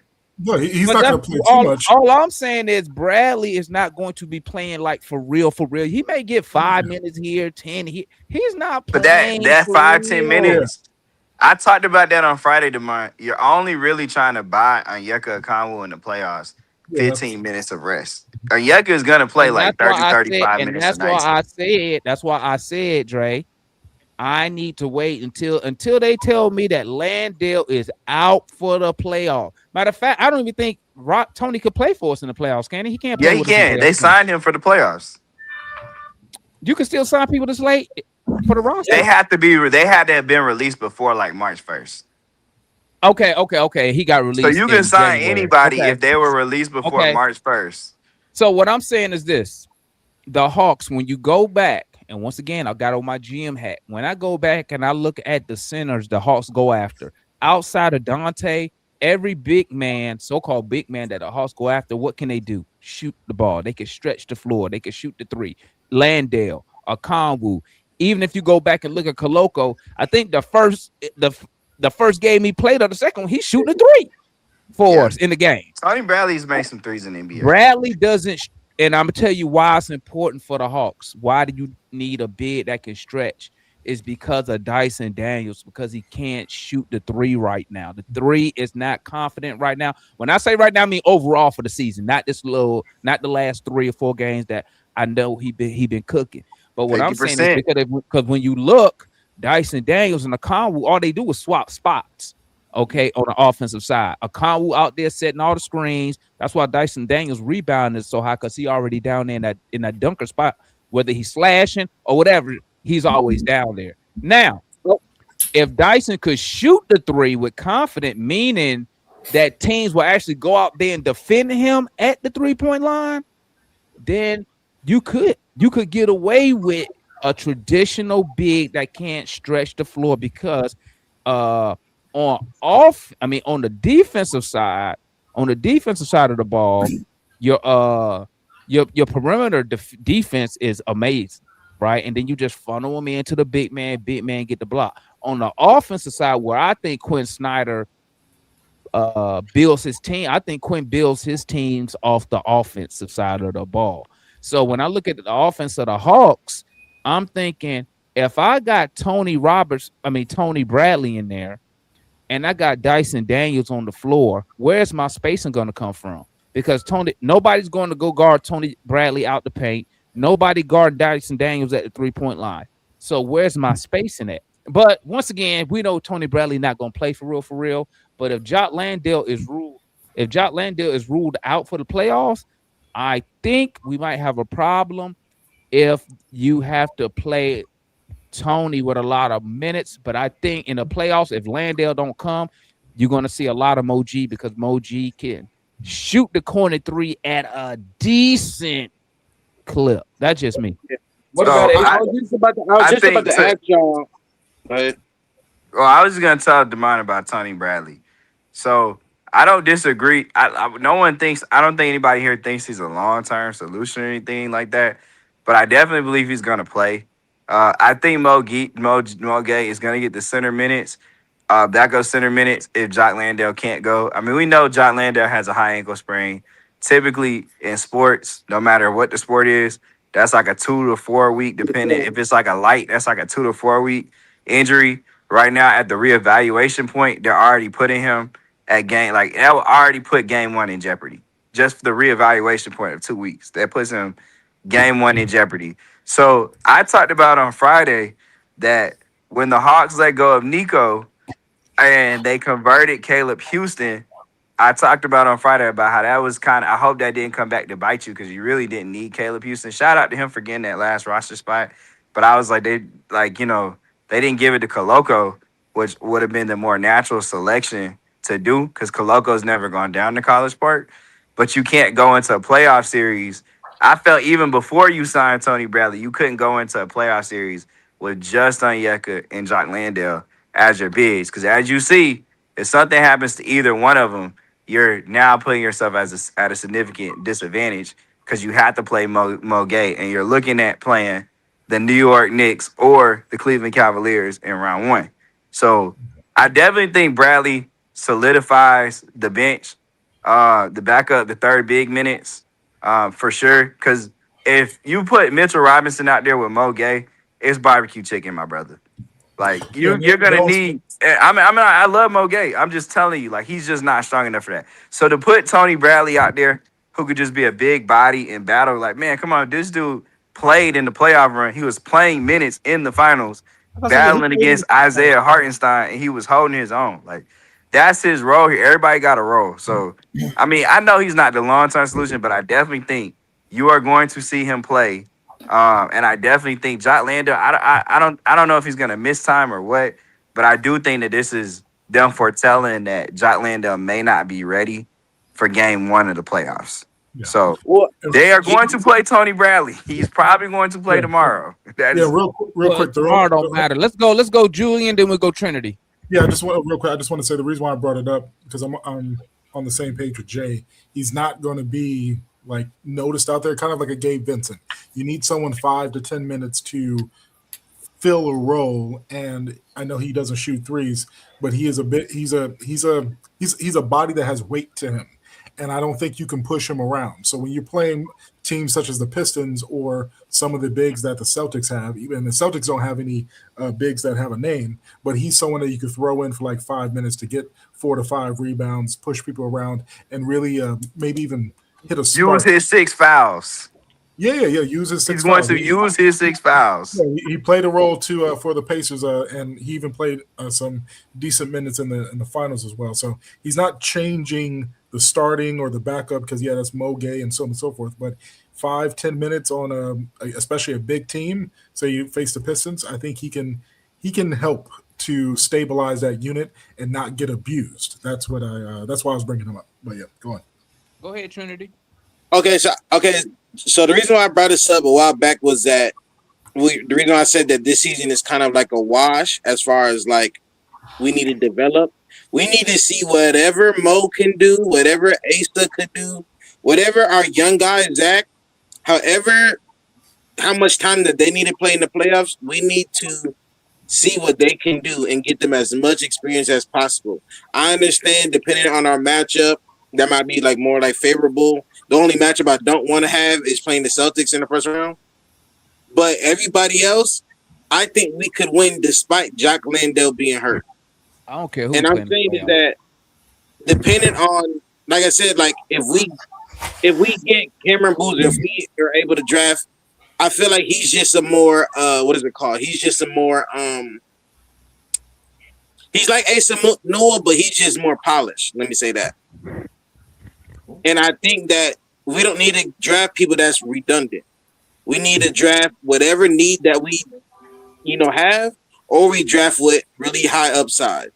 And depending on what happens if players get hurt, we just need to play our young guys and throw them out there to get as much experience. That's all I'm saying.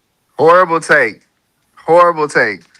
Okay. Horrible. Why is that horrible, Bro, Jay? because it's the playoffs. There is no such thing as developmental minutes in the playoffs. You're trying to win. It's win or go home. Yeah, that's true. Period. Like, Bro, there's hold no. on. there's- It is when you don't have nobody experienced. Bruh, playoffs are win or go home, brother. Hold on, It's but you win know or what? go home. Hold on. Let me say something. I'm gonna say something on behalf of Trinity, Jay. Now, you did say, and let me know if I'm wrong, Jay. You did say the season was a wash. He did say that. I said it's a house. I said it's a free roll. It's house money. You're gonna go as far as you go. So I If mean, it's house money, play your young guys. No, bro, listen. There's no such Trinity thing. is just going off what you said. No, but there's no such thing as developmental minutes in the Bro, playoffs. he been saying this all season. I'm saying it's a free roll. Wherever you finish, you finish. But that don't mean you punt. That does not mean that you punt an opportunity away to win playoff games because you want to see what Asa Newell can do in the playoff series. Saying, bro, No. You're going to. When I say it's house money, and it's a free roll. You're seeing what your core guys can do. Jalen Johnson in the playoff series. Nikhil Alexander Walker in the playoff series. You not benching dude to just see. Hey Jay, the chat calling you out, man. They say you. Bro, that's not backpedaling because I've said on here, Devon. This is not my first time saying it. This is not my first time saying this. Week. Hold up, I'm telling you what the chat said. Okay, but listen, the chat has heard me say on here before multiple times. There's no such thing as developmental minutes in the playoffs. I have said that. I ain't backpedaling. Just because it's a free roll doesn't mean that you punt an opportunity to advance or get to a second round or win a series just to play Asa Newell. And I love Asa Newell. Do not get me wrong. But like my dog, that's not the playoffs is not the time for that. The regular season leading up to that was the time for that. When the playoffs start. Hold on. Jay, you would be right if our players aren't hurt. If our players are hurt, somebody got to step in play. Bro, who is hurt? We just talked. Bro, that's one guy. Bro, so listen. If players are hurt, it doesn't matter. Hold on, Trinity. Hold on. So what you're saying is, instead of giving the guys like Jalen Johnson and them an opportunity to experience winning in the playoffs, you would not help that group out because you want to see Asa Newell get minutes in the playoffs? That's what you're saying? So you saying that Asa doesn't deserve any minutes in the playoffs and Tony Bradley? I'm saying it is better to get the guy somebody that can come in, is battle tested in the playoffs because you're developing more than just Asa Newell, bro. Like he's 19. Like he's 19. And I think I wanted to talk. That was my second thing. Julian brought up the first one. The second one I had to talk about was Asa Newell. Hold up before we pivot off that. Hold up. Did you want to say something about that, Darian? Yeah, real quick. Y'all, we have seen Asa play center plenty of times before, and we've seen him get destroyed. It's not happening this year. He's not strong enough. Man. It's just not going to happen, bro. It's not. That's why they went and got Tony Bradley. If they thought Asa was strong enough to play center and be able to hold up on the defensive end, Asa would be playing center and holding up on the defensive end. I'm not saying that. Especially, let me finish. Lex is right. I was talking about the regular season, not the playoffs. Especially seeing as Asa, we all know Asa Newell can shoot a three, and you know Quinn loves big men that can shoot three. He can't hold up on the I was gonna say on Asa Newell too, Darian, to that point. I think it was Mike who first pointed this out in Summer League when I was like, oh, Asa could be a hybrid big that plays 4 or 5. Mike was like, shit, he looked like a wing to me. And I pushed back on him. And then Foot came in here after Asa, to your point, Darian, after Asa was getting a lot of minutes earlier in the year at the 5. Foot was like, well, Asa Newell's not, he showed me he's not a center, but it's okay because Foot called him a small forward. And I remember that time, too, I was like so opposed to it. But as I've watched him in College Park and I seen him play again, I don't really think Asa Newell is a fourth. I think he's just a combo forward. And I think Mike and them are right. I think he's better off developing more into like a 3 type of a player that can play the 4. I don't think the Hawks. I definitely think he's more of a wing guy. I don't think the Hawks saw Asa Newell as a center. I never thought that. I think he's a wing, bro. The more I watch him, I'm like, he has a lot of skills that'll be better on the wing, bro. He's just a really big wing. That's in college. That's kind of crazy. Like even when you look at him shoot a 3, he's really scary. Player. He looked like that's a great player, bro. What I'm saying is, Double O is not a true center himself, but because of the players we got on our roster, that's where he has to play. Same thing. Double O has never played any other position but center. If Jack Landale is not able to come back on the 2-week side, and it might take 4 weeks, our center rotation is going to be Double O, Tony Bradley, and who? Mo Gay. Mo G. Okay. If Mo G gets bullied, right? That's what Tony Bradley's for. And we know, again, if Tony Bradley gets foul, if Tony Bradley gets in foul trouble, other players are going to have to step up. Whether we know that I know, look, everybody knows Asa Newell is not a true center. He is more of a big 3-4. I think he's a 4. Same thing as Mo Gay. I think he's a 4. But but they tried to make Mo G. They tried to make Mo G a 3, and it didn't work. But I actually think it would work with Asa Newell. It's kind of weird.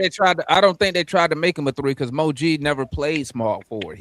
Mo G in college only played the center position. Right, but when they first brought him in, remember Demond? They kept trying to make him more of a perimeter guy, because the Hawks, in my opinion, from what I see, the Hawks value on-ball defending and perimeter defending more than rim protection, in my opinion. I believe that's why Okongwu will probably never lose his starting job unless you get a big that rim protects, but also stretch the floor, but also can guard the perimeter. And because that's one thing that helps the Hawks so much on the defensive side is that even though Double O is short, when you got taller guys out there with them like Zach and them, we can switch everything on the defensive side of the ball. See, I don't think because the Hawks could have easily, correct me if I'm wrong though, the Hawks could have easily went out and got a rim protecting big man.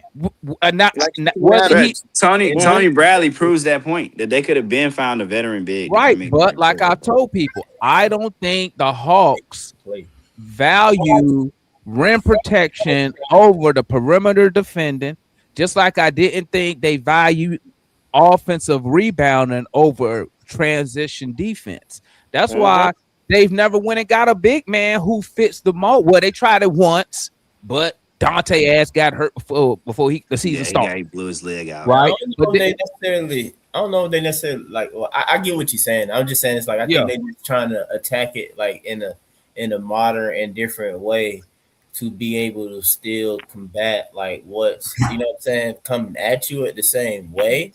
So it's like it's almost like you can't necessarily start in a sense the big or whatever. Like maybe have them still for depth and then the deploy at times, but unless they can like really move like that though. But with what you're saying and stuff like that, and like like highlighting Double O, like, and I mean shoot, I've said it before at least even iHeart doesn't start since he's been here though. But shoot, real talk.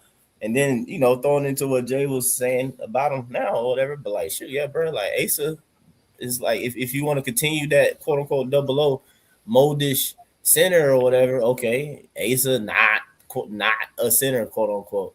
So if he can, move better, shoot better, be more athletic, and double lowish in your center, like you go back again with that 5 players who can move like a wing. You know what I'm saying? Because when folks be talking about when you listen to Kevin Garnett, very hard to match up against. They're like, well, they got a bunch of wings.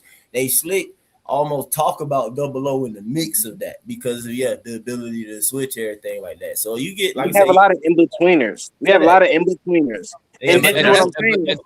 Mike, that's what I'm saying. That's what I'm saying, Mike. That's why like I value. Yucca's never played any other position but that's center. One of the reasons why I value Zachary Richardson so much because he's a 6'9", 6'10", who knows, might be a 6'11" wing, right? Who allows you to get away with a shorter center in double O, right?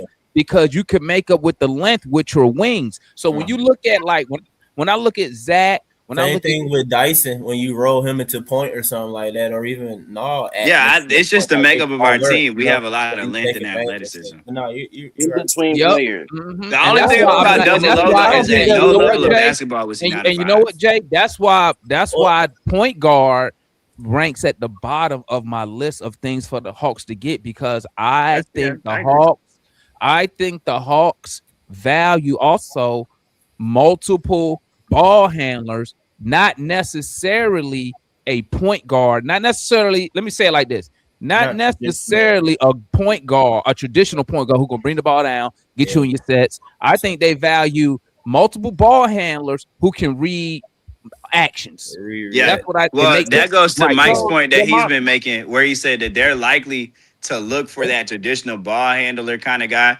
in a 6'7", 6'6" frame. That's why I think Keem Wagler would be kind of cool. That's why I'm leading that way too. If I'm trying to, he would fit a lot of the Mike, that's why I co-signed that on Twitter.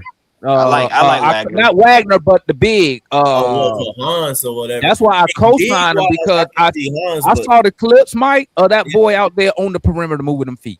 And and Mike, you talked about that too, like about how in high school and college, your centers are really 3s and 4s in the NBA. It's very true, like actual.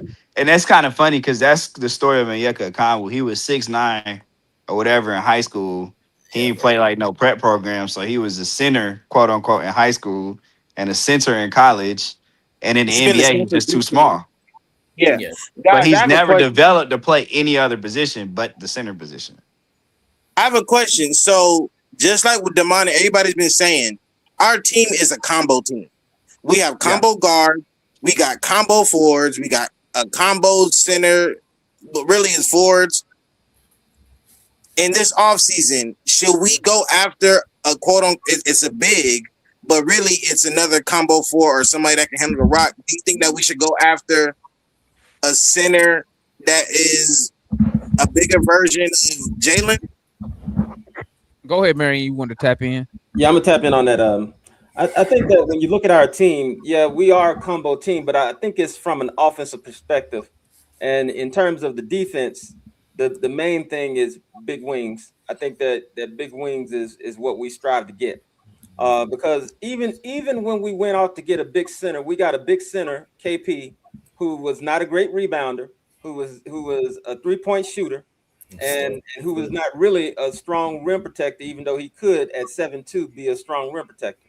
I think that when you look at us, we are a team that like to switch everything, and we like to put the rebounding on our big wings and not necessarily on our center. That's why we can easily switch the positions between Dyson and Double O, and put Double O out on the perimeter and put Dyson down low to get the rebounds, because we expect the team rebound all the time. A combo team? Yeah, combo team. I think that in that respect, it makes it hard for us to envision our team having a conventional center who's a big center who rebounds and blocks shots.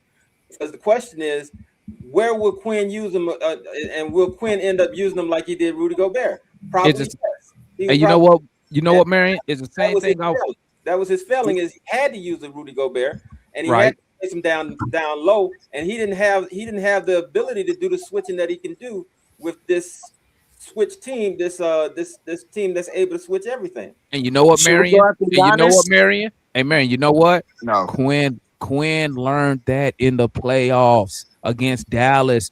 Then he finally benched Gobert. Everybody was telling, bro, Gobert's not playable in the playoffs. Here's the thing. That's why I don't get caught up when people be like, clinging. When we played Portland, Clingan was tired. He couldn't keep up with the pace. I agree. And that's why I'm saying you just can't look. You need a guy. That's another reason why I think it's hard for somebody to come here and unseat Double O outside of a guy like a Caleb Wilson, a Boozer, a tall guy that a tall guy that can Alex Sarr run, type. but can also guard the perimeter. And and that's why I'm saying, like, the Mora kid. Listen, if this was 2000, hell yeah, he'd probably be the number 1 overall draft pick. Hey, But- I'm offended by you saying sorry, though. You know what I'm saying? But yeah, Well, I'm just saying, like, that mode of players. the is archetype, like, his archetype. But yeah, that, but that's why I'm very high on Hey, Mo. we That's why I talk, keep hey, saying we don't he's fuck. Yeah, we don't starter. fuck with Sarr over here, man. Yeah, We don't I fuck know, with but Sarr. I'm just saying that Yeah, archetype. he don't want to come over. 7-1 That's that's rangy, can move. Yeah, but Mo my Gay whole type. point is this. My whole point is this, and it's basically I'm piggybacking off what Marion said. The way that we currently play and currently construct it, I don't think a guy like a Mara, a guy like a Klingon would be effective for us because we're the second fastest team in the league. In the way, And when we, like I said, when we played Portland, go back and look, that dude was breathing so hard, bro. Sometimes he wasn't even getting back in time on defense. Yeah. So Because he one was other thing though, hold on. One other thing though is that you also notice that from time to time, and this is why I say he's looking bigger, Mike, is that when we played against some of the biggest bigs, we put Zach on him, and Zach fared well. I think that as you look into the future, if Zach put on pounds, if Mo G put on pounds, I don't think that our major thing is going to be getting the rim protecting, rebounding big that we all say we need. I think our thing is going to be another big wing or more players who can fit in, even the point guard. That's big because I just don't see us moving away from this. And I think it was King who first came up with this, with BK who first came up with this idea of just getting everybody being 6'8", between 6'8" and 6'11". It's and crazy, being man. interchangeable. Yeah. And you know what, Marion? But that's what the league is now. He was a And you pioneer. know what, Marion? And you know what? If He you was a go back, pioneer. hey, Marion, if you go back and you look, right? We tried, bro. I'm gonna use Zach an example because we always got him standing in the corner. If you go back and look at before the All-Star break, right? Before he got benched, right? When he's in the corner, when that ball go up, he never crashed the glass. Never. He will automatically start running back on transition defense. Now what you see when he's in the game, and this is why his rebounding has went up. And I know they got a stat because I know they got a stat for everything of just keeping the ball alive. Because there's numerous times he go in there and he'll just tap the ball. But now what you see, especially when it's him on one wing and Kuminga on the other wing, and they don't have when they're not involved in the action, you see them both go and crash the glass. So once again, when you have tall wings, or in Kuminga's case, a regular size wing, but a power guy. Because he's explosive, he could just out jump a lot of people and get boards. So we should go after when you got those type of wings, then the old school big man kind of is not like that priority. Now, once again, I do understand we lack rim protection. I do understand that. And that's the hard part. Well, that's what I meant to say earlier, though, Demond. I feel like they attacking the rim protection from a different way. Like if we're able to limit the rim, they're trying to keep it side to side or whatever, that equals a little bit of rim protection. You know what I'm saying? Because if we got like increased deflections, we forcing shots, we contesting shots, and we limiting the amount of times that shots are really just at the front of the rim and people getting there. Like, I don't know. I feel like that can still define as rim protection. Yeah, but Quinn Snyder's talked about that though. He was like when he was in Utah, they had Rudy Gobert to do that. But on this team, because of Onyeka's size, they're relying on the ball pressure and keeping the ball moving side to side, horizontal instead of we're trying to deny the space vertically. But to Trinity's question, another reason why Zachary Richardson archetype is so important for the way that we play and the way we defend. Right. Yeah. And to answer Trinity's question, I like the philosophy the Hawks have right now. I think that they believe in it. I think once they finally turned the page from the small guard and fully embraced it, you're seeing the fruits of the labor. I think when King tried to do it, I think the development of guys of that size. Knight. Okay, my bad. When Knight tried to do it in the early 2000s, I think like the mid to late 2000s, I think that the talent of guys that size, like the skill level wasn't as high as it is today because guys were still being groomed to play traditional positions. A dude like Joe Johnson that was 6'8" that could dribble, pass, and shoot like that was still rare in 2008. But like, there's like And that's why, a bunch of Jay, guys to your like that point, now. and that's He's- why to your point, guess what? Wouldn't it be amazing right now if you could add a prime Josh Smith right now? Because that's what Josh Smith was doing. I mean, but that's why. We booing him. We booing our 6'9" forward shooting threes, and he was shooting them at like a 30-some% clip. I know, Damon. That's what's funny about it. That's what Josh Smith slick like upset about that because he's like, bro, if he played today, he would be a freaking off, bro. He would be a Or like imagine Amari Stoudemire. Like they really would. Amari didn't shoot the ball though. Amari played down low. Hey, but Demine, to Mike's point though, because he was talking about like how those big men work. Yeah, it's crazy. But yeah, what's up? Like Mike was talking about how them big men work, and it relates to the Hawks philosophy and why I believe in it. Because I pointed this out too. In the playoffs, teams are still going to finish the game small because they're just trying to get their 5 best players or their best 5-man lineup out there. And a lot of times they're trying to get faster. Teams are like, the old philosophy is we were chasing the game.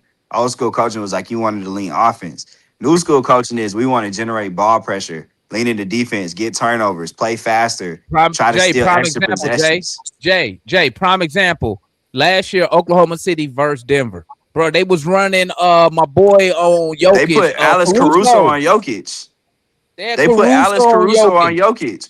And they ran Jalen. They went Jalen Williams, the light skin one. Back to your point, because it goes back to your point. At the end of the day, you want your 5 best players on the floor, regardless of position. They're out there due to skill. They can handle the ball. I got guys that can pass the ball. I got guys that can shoot the 3. I got guys that can do this. You know what I'm saying? It's not about, okay, you're the point guard. Make sure he get the ball, bring the ball down, dribble. No, that's not what it's about. Get your 5 best out there when the game on the line. That's all that matters. Yeah, that's why I had to apologize to Yeka Okongwu because he fits that mold. He does fit that mold. Late in games, he is the center that you would want to close a game with.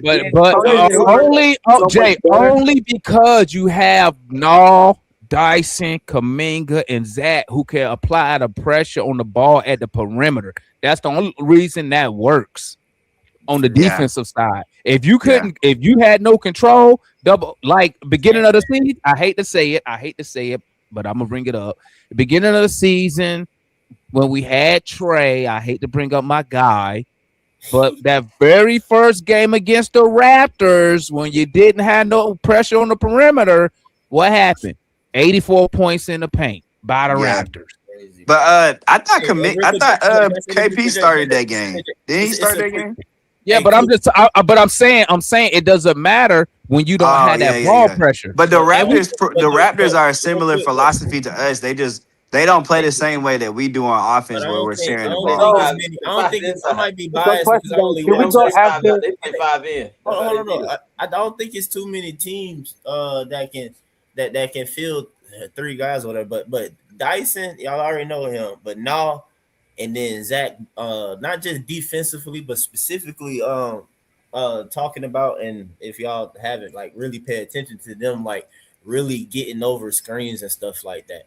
Teams, it's great. If you haven't noticed a lot of times, bro, especially with them 3, and then especially with all of them on the court together, and teams do, every team offense and stuff are like dribble handoffs and these things or whatever, and trying to run screen.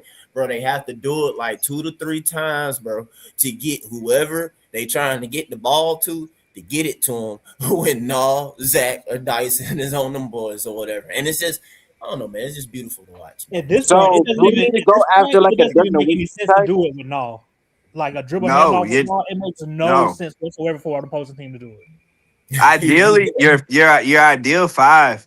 You just need to add if you got like a cater guy, like you know what I'm saying. That's what's on the bench. That's what you just need. Real quick though, Jay. My fault. Yeah, my bad. I'm over talking. I'm sorry. You good? But before I forget about it, but what's beautiful about it and pointing that out though is like we have the pieces to switch, but the beauty about it is that you have the pieces and guys that don't switch, like to not switch as much as possible. And ideally, to be a great defense, you want to limit switching. Even though you can or whatever, you don't want to be doing that automatic switching just to switch. The ball pressure is all the way there because you getting over the stuff and you're denying consistently. And bro, it's beautiful, man. That's all. It's just like, man, it's great. And it's only gonna get better, bro. Like especially like this season and stuff. And if you notice, it's some plays when I'm watching the game where the Hawks they get confused on the switching.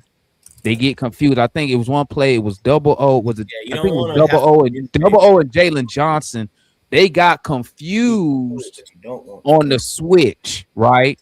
But it goes back to what Mike was saying. It's numerous things. One, and Neek say it all the time, but it's so true. Know your personnel, right? So if me and Mike out here playing, right, and they try to get the switch on me and Mike because I'm the shorter guy. Mike already knows in his head because we know the personnel. Damon is too short to guard this guy. We know what they're trying to do. So he's going to communicate to me some way, somehow. Hey, if the tall guy go this way, I'm following him. That way we're not confused. You see what I'm saying? But what Mike was saying is true. You want to be able to switch, but you want to do it as least amount as possible. Because we know why teams switch, because they're looking for a mismatch somewhere. Yeah. And you on the defensive side have to know that. What's the mismatch they're looking for? What are they trying to get here? You know what I'm saying? And once again, I know I'm hyping him up. Zachary Richard say when I'm watching him, he navigates through the screens. He rarely switches. He navigates through and stays with his guy. It just shows you just the attention to detail, right? That you look at and you're like, this why this guy goes on the court. You see what I'm saying? What's up, Trinity? I know you're trying to say something. My bad, my boy. Oh no, I was trying to say, so ideally we need to get like a Dirk Nowitzki type of player where he was a 5, but he played 4 on offense. Or he's a great 3-point shooter. That's what we should get at the 5, technically. You talking about offense? You know who I will get and put at the 5. You know who I will get? They need something different. Josh Smith. I will get Prime Smooth to play. You know why? He has the length. He also has the athleticism to contest shots. And here's another thing. Got to play make. And what do we know? We know this. When players know you will contest their shot, they think twice before they go up and try to dunk. They think twice. They'll try to hit you with the pump fake because they know, this dude will try to block my shot. You see what I'm saying? It's the same way on offense. That's why you hear guys like Dominique dunk the ball. Because when they know you're going to dunk the ball, most people go make a business decision. Just because they don't want to be on the post. Go after in the draft, like in our 20th pick, we should go after the Houston center, Cynic Jr. That's who Jay likes. He always talk about. He would fit. I do like Cynic. He is good. 6'11", 7'4" wingspan. He's athletic, agile. He just can't shoot that well, but actually, I like a lot of centers in this class. The centers in this class are better than I thought. If you want him to start. If you looking for a guy to start for the Hawks, they got to be able to stretch the floor. I'm not saying, bro, you're not looking for a starter. You're just looking to acquire talent. That's my whole thing with the Hawks. If you're looking for a starter, he got to stretch the floor because unless Dyson Daniels come back next year and start shooting the 3 at 32%. 36. Not even that high. Enough to where they have to go out there and contest it. That's what you want. I don't know. I just want to have a super deep team next year. I want to be 3 deep at every position of like go ahead, Darian, and then we hit Julian. And then my bad, Marion. Then we go to Marion. My bad, my boy. I still think you need like a bigger center, like an Ade Mara or something like that, to deal with like the physicality aspect of it. Bench guy. Makes sense. You can find it. They're a dime a dozen, bro. They're not though, to mine, because if they were, I'm gonna tell you why, Darian. I say they're a dime a dozen, but to fit what we are doing, it's not a dime because, like I said, if you're looking for a starting big man, right, Darian? Because of Dyson Daniels' limited ability not to be able to shoot the three, right? Because if you watch, now I know you've been at work, but if you go watch some of the games, Dyson or Conwell, basically they just swap spots. That's why Dyson. Yeah. Right. So guess what? I can't get a big that can't shoot because guess what? Who? I'm not talking about for a starter. Okay, yeah, and that's why I say they're dime a dozen. I can go. Why do you think they got Tony Bradley? I mean, Tony was. Because they just need because, like you said, they just need a body. They're not looking for production because you're not going to probably see him with Dyson Daniels on the floor, right? So we don't really need him for production. The second unit, this is what I think. Your second unit production really gonna come from two people, Kuminga, okay, and whoever the guards on the floor, whether it's gonna be Nah or Alexander Wall. I mean Nah or CJ. That's where your offensive production is gonna come from. Then you're gonna have Zach and the others just chipping in when they need to chip in. You see what I'm saying? But as far, go ahead. I was gonna ask you. So, are you? Let's say we do face the Knicks, right? I feel like Mitchell Robinson is gonna kill us. So, just off that offensive rebound, just off of offensive rebounds. I'm not. Okay, like that. But so as saying like every team, is this like just a case of every team is gonna have its weakness? Well, you got to give up. Every team has a weakness. What are we giving up? When you look at our team, we're giving up rim protection, right, for perimeter defending. Outside of Mitchell Robinson, Darian, where do the Hawks not match up at? With the Knicks, I mean, that's the only place that I. You got Dyson that can lock up Jalen Brunson, and right? Then you got Nikhil or whoever. Josh Hart ain't a factor, but we're gonna put Nikhil on him anyway, even though we know he's not gonna hit us up for 25-30. We know he can't even do that, right? You look at you got Cat. He don't even want to play inside. Okay, don't get me wrong. Cat can score but you're gonna have to count for him at that 3-point. He can play, he can shoot, but you ain't got to worry about it. He don't even want to crash the boards, right? True. Throw Mitchell Robinson in there. Now you might give up second chance points, but what do the numbers tell us? The numbers tell us when you're shooting 30, 43 pointers a night, most of your rebounds gonna be what? Long rebounds. See what I'm saying? Yeah.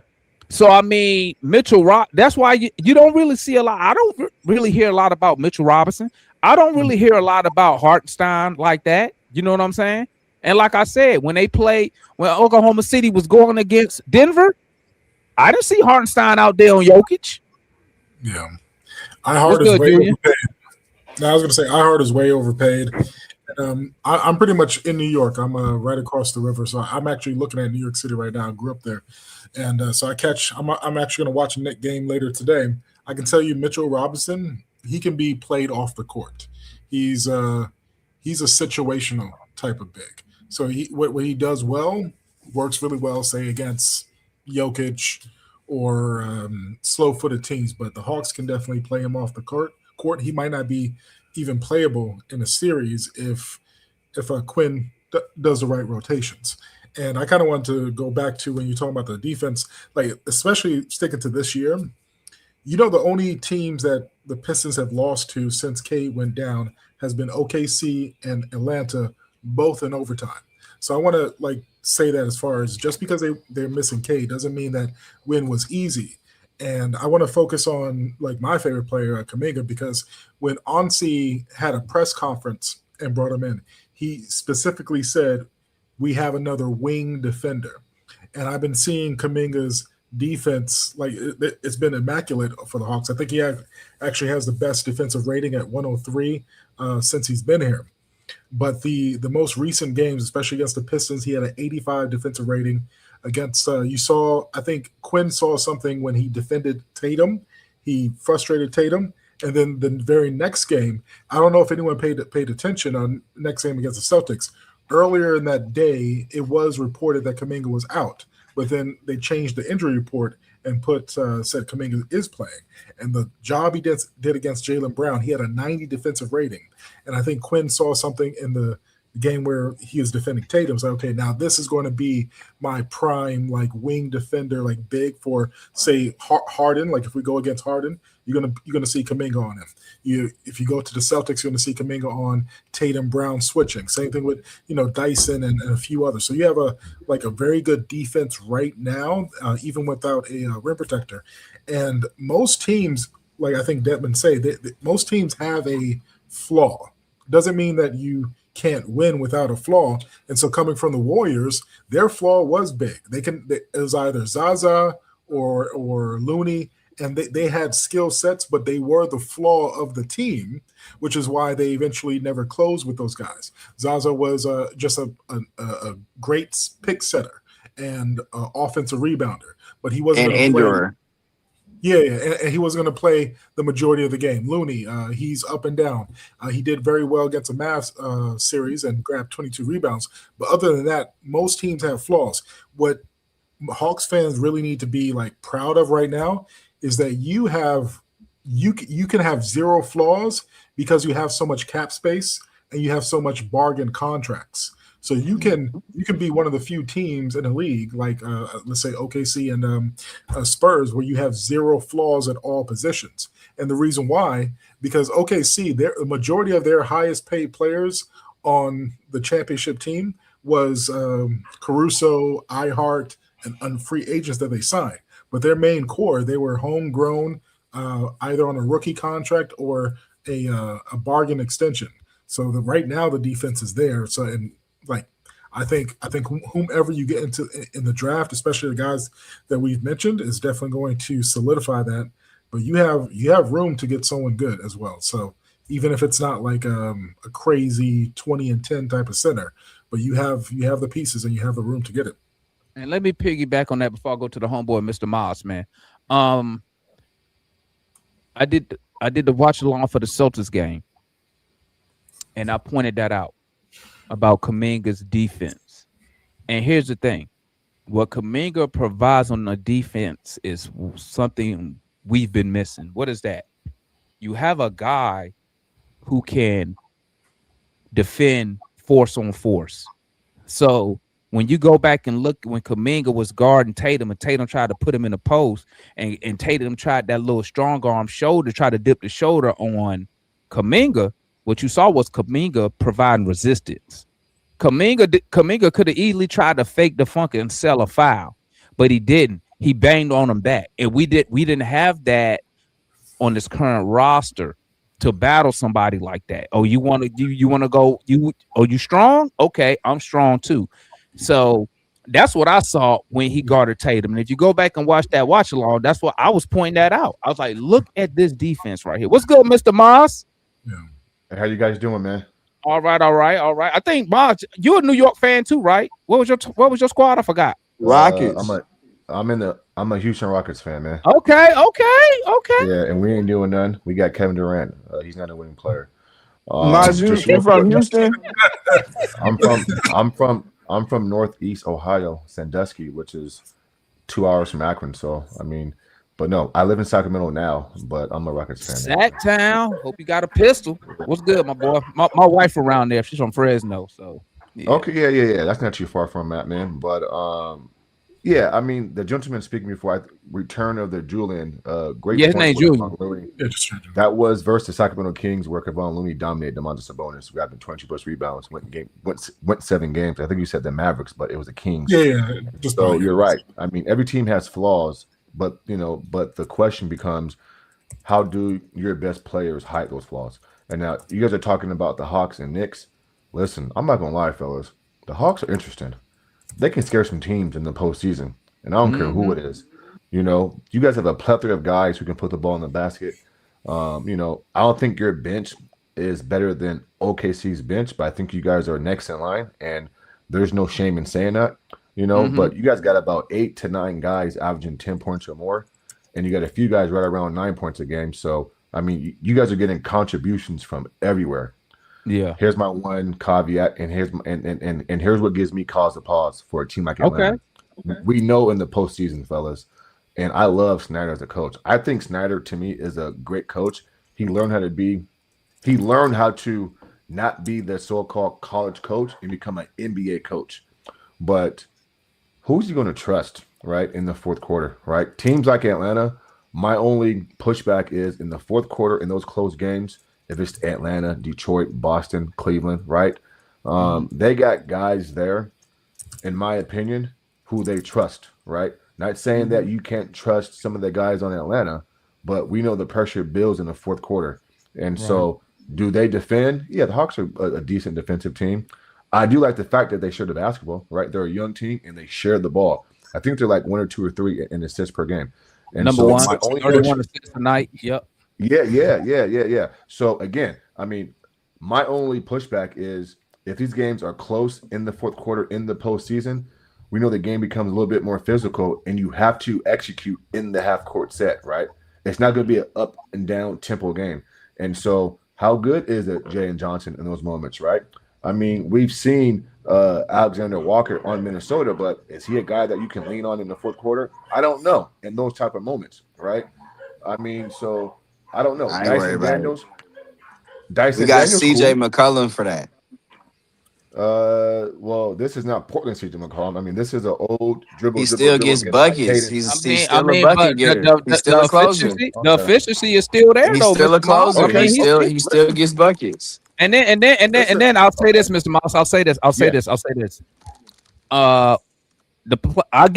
agree on your point about the playoffs, and I'm saying that due to we have more of our young guys who haven't experienced those moments yet. We do have the Nalls, we do have Kuminga, we do have CJ, right? But outside of those guys, I'm thinking off the top of my head, Jalen Johnson, limited playoff experience.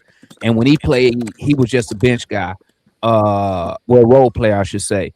The rest of our young guys, no real playoff experience, right? And Yucca. So, and then Yucca, but he wasn't the starter back then. No, he wasn't, but he played a lot of bench games. But I'll say this. I can look at it 2 ways. I can look at it as good. It's going to be good stuff for us going in the future with our young guys being in those moments. But I can also say this, though, Mr. Moss. Yeah. With the addition of CJ McCollum, older vet, been there, done that. With the addition of Kuminga coming from a championship organization, been in the playoffs, been in high-stakes situations, even last year without Steph Curry going against the Wolves, basically by himself, putting up crazy numbers. I think we have enough experience, and we got a veteran. And Gabe Vincent. You got Gabe Vincent. You got Buddy Hield. Right, and the new center you signed, he went to the finals. Yeah, so who you can lean on, right? Who you can lean on as far as we know we've been in these situations before. Another reason it doesn't bother me as much is because it go back to a point that you said earlier, Mr. Moss. With the game on the line, I watch the Hawks. I don't miss Hawks games, and I'm gonna tell you right now, I don't even know who we going with on last shot sometimes. Yeah. And I watch the Hawks. I don't miss games. And sometimes I'm sitting here like, are we going Are we going CJ? Are we going to go Jalen? You know what I'm saying? So, I think I'll say it like this. And I'm going to be quiet. A lot of Hawks fans at the All-Star break when we traded Trey, including myself, didn't think I would be, as a Hawks fan, in this position where we're at right now. I was already thinking about getting ready for the draft, getting ready for next year. Right, but now with what we have now, it's like the way that the team is constructed, bro. It's like, and I tell people this all the time, I don't care who we play in the playoffs. You know what I'm saying? Flawed. I don't really care because I think we are the deepest team in the Eastern Conference. What's your thoughts on that, Mr. Monster? I didn't say the NBA. I said the Eastern Conference. I think we're the hottest, healthiest team. And we're not top heavy. We're not top heavy like you see with like the Pacers. They lose Halliburton and they tanking. Yeah. Right? Yeah. Man, I don't know if they really tanking or if Rick Carlisle is just is like that good at masking tanking. But my point is this. They could have won more games. But here's my point though. Here's my point when I say that. I don't believe if Jalen Johnson went down we will be a lot. I mean, we'll be a 15, 18, 20 win team. No, I think we will still win more games than that. Not saying I think we'll probably be a playing team in the Eastern Conference, but I'm just saying I think that's how deep we are right now. What's your thoughts on that, Mr. Monster? We're gonna go to the OG Cheese in the building. I be messing Cheese name up. I know it ain't Cheese, but I think it's so dope. Just to say Cheese. You're saying it right. I agree with your assessment 1,000%. The Hawks are the deepest team out east. When you look at guys who can come in and impact basketball from 1 through 13, 1 through 12, no team has that out east. Teams may have better high level players at the top, but as far as like a team constructed, no team out east has a team better than the Hawks. And last point before Cheese goes, the reason why I brought up, Quinn trusting guys and who he's going to go to is for what you said, Demon, is because he has so many options and so many combinations to go to. I would rather have that problem than not have that problem. And so, like you said, that's for me, that could be a great thing, right? Because it dictates maybe Quinn is just, you know what I'm saying? It's game by game. Maybe tonight I got CJ. Maybe tomorrow night I got Jalen, right? Maybe Chris Paul has a good fourth quarter of one game. And so it just depends. That's the story of my season. What's good, Cheese? What's popping with you, my boy? I'm good, yeah. Over on the other side of the pond. Is it cheese? Yeah, it is, yeah. Okay, so I've been right this whole time. Yeah. Because at first I used to say chess, cheese. I was saying all type of stuff, man. What's good with you, my guy? It's been a while since I think the last time I was on was right before last year's draft. So it's right before you started school, right? Yeah. I mean, I graduate. It's my final year, so I graduate soon. So okay, shout out to Cheese. We got a we talk. Oh, Cheese, you're the dude that's in the UK, right? You're in the UK. Yeah, he UK. Yeah. Okay, yeah. Okay, I remember now. So I mean, talking about the how deep this team is, it's kind of because we've had this new starting lineup and how good it's been. I think statistically we've actually got we're very top heavy. So even if it doesn't feel that way, just how good we've been at putting points on the board with our starting five, winning minutes when they're on, that it's us and the Hornets, and there's a huge disparity between how much our secondary rotation is actually putting up.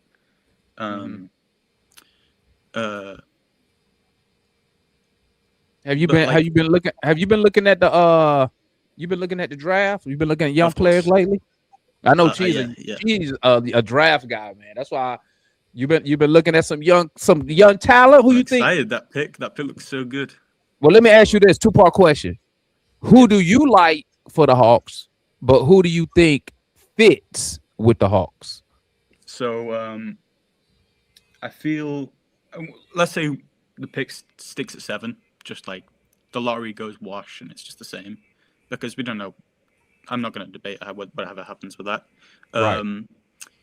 I would I think he should go higher. I think he should be 5th, but if Kingston Flemings was around, I'd like Kingston Flemings. Okay. If we're talking guard, I'd go Kingston Flemings or Keen Waggle. I think it's either of those two. But I think the actual best fit, but it might be a reach because he's a bit older, and I don't think he's perfect. But if you wanted another chance at Klingon, it'd basically be Adai, and I think Adai is we talk about 7'3", probably the best rim protecting big in the draft. Does Michigan play high? Does Michigan play high pace though? Because hey, I watched us play, and I said it earlier. I don't know if you heard me. I watched us play Portland, and I seen Klingon as tired trying to keep up and defend when we was playing them. Man, I don't think Mara. I think Mara slows us down. I give you everything you said about him. Elite defense. I give you all that, but I think he slows us down. Thoughts? Yeah, you'd be right because he's when you talk about when you 7'3" bigs, when we look at them in the league, outside of Wembanyama, you got Zach Edey, Klingon, flat-footed players. You can't. It's very hard for a 7'3" player to be mobile enough to be switching onto the perimeter against high-paced teams. But that's why when you have someone like a Kungwu, who is a starting level center, who is comfortable switching, coming off pick and roll, or even just going on a guard, someone who has defensive versatility.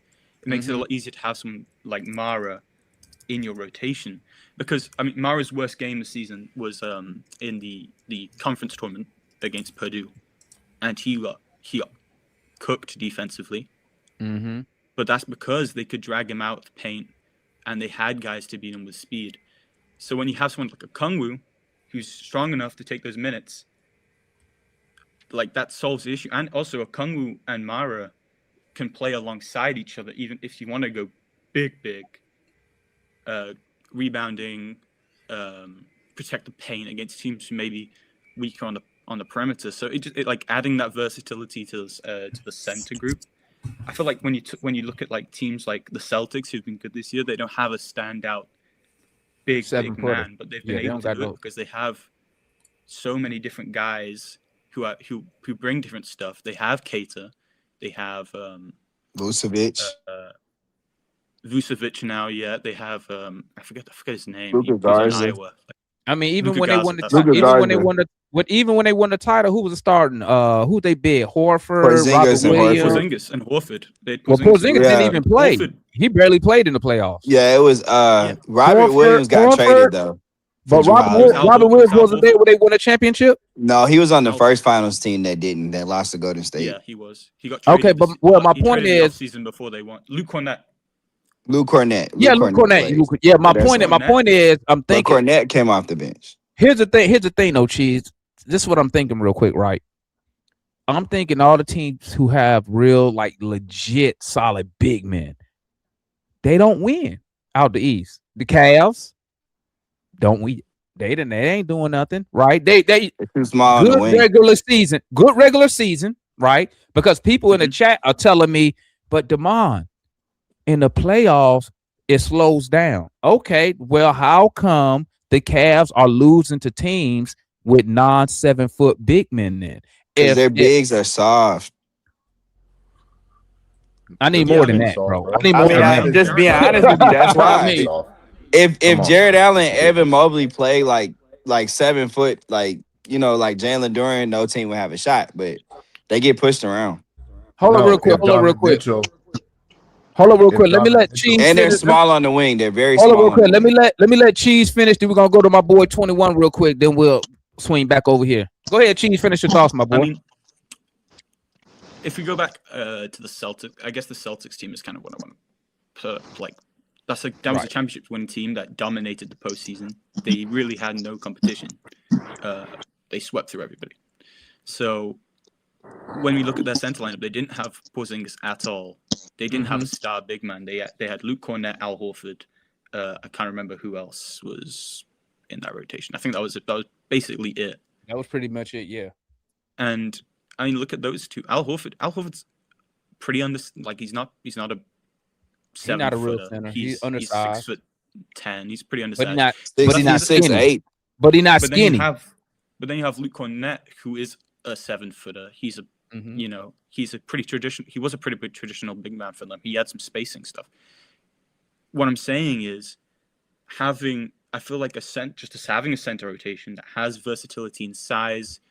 So, it's all matchup to matchup, because obviously I like Okongwu, but if I put him versus when we play the Pistons and there's Jalen Duren, when we play, like, inevitably you're going to have to play one of the Thunder, you're going to have to play one of the Spurs. Well, we got the Cavs Monday. We're about to see right there. You have to go against Wembenyama, you have to go against Chet Holmgren, you have to go against Isaiah Hartenstein.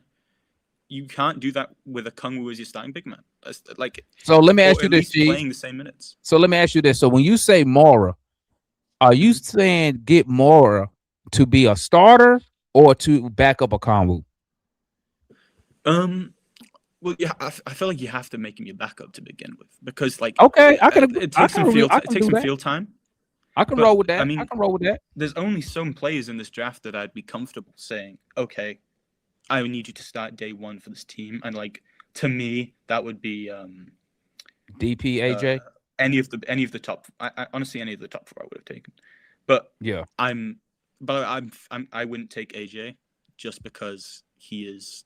I feel like if you want how AJ's played in college, how AJ's played his entire career, he plays so much on ball, and with how our offensive identity is right now with moving the ball, because AJ, I'm not going to doubt AJ's offensive talent, but he plays like if you look at his play types as a college player, his best comparison is Derrick Rose, and I think that tells you how he plays. Like, because obviously he's not 6'1" guard, but he plays like a primary ball handler who comes off screens, plays like a traditional point guard would play, where you have this like heliocentric offense around him, guys working around him, and we are set up to play, high movement, attacking with each player who can attack because they have self-creative abilities. So would I be wrong? So Cheese, would I be wrong if I said the Hawks should be looking for God? Let me say it like this: the Hawks should be looking for a guy, not the guy. Meaning, to me, AJ is the guy. Yes, he's a guy you get that. Hey, we finna ride this train right over here. Get me 27. Get me 27 and 7 and woo woo woo woo. What you're saying is we're looking for guys to fit certain roles, but be elite at that role. Am I there? My favorite, yeah. So I think if I look at the top 4, all of those guys, out of all those guys, the only person I'd classify as the guy is AJ, and that is the thing, because when I look at Darren Peterson, he is so good off ball. He's one of the best off ball offensive scorers we've seen like long time, like definitely since I've been looking at the draft. In a very short period. Cam Boozer's versatility as an offensive player, whether that's being the screen, being a roller in the short roll, pick and pop, being the ball handler off a screen, that gives you versatility offensively, which is kind of what we look for. Even if the defensive fit with a guy like Jalen Johnson with a Kungwu doesn't really make much sense. Caleb Wilson, I think, is much best when he's off ball, where he tries to extend plays. He can play in the dunker spot. He can play at the post really nicely. He's got a great mid-range pull-up. But AJ, he's from Atlanta. Yeah. I mean, I'd love any of those three. And obviously AJ, I think if you end up with the 4th pick and he's that guy, you have to take him. But I don't see a world where he is the 4th pick. And because he's going to go early, I think every team is high on him. I think he's going to go early, and we don't have a choice to go with somebody else. And I think I would take any of the other top 3 over him. Okay, real quick before I go to the Homeboy 21, real quick.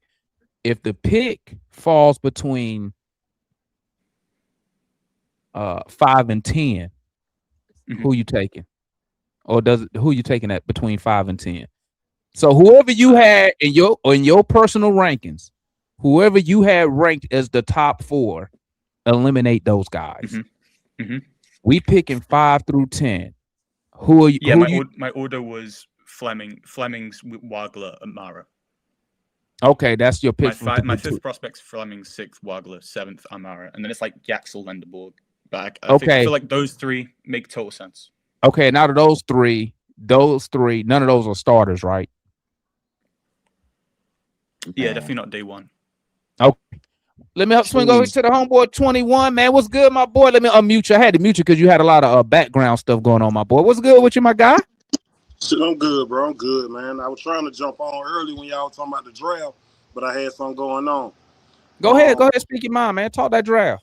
Only thing I want to say is, bro, don't get bullied by nobody. Like, don't let no motherfucker tell you that they don't want to come here and you don't draft them because of that. You know, like Sar. Huh? Like Sar did us. Halliburton, whoever else. You know what I'm saying? Right, because right. With the Halliburton thing, like he said he didn't want to play with a point guard, but he ended up going to play with De'Aaron Fox. You know what I'm saying? They let him show his work, and then they swapped him out for Sabonis. You know what I'm saying? So I'm down for all them kind of moves right there. But picking in the 5 through 7, 5 through 10. Yeah, 5 through 10. So whoever you got rated, in your personal opinion, whoever you think the top 4 is, eliminate those guys. Yeah. Now 5 through 10, who should the Hawks take if we pick in between 5 and 10?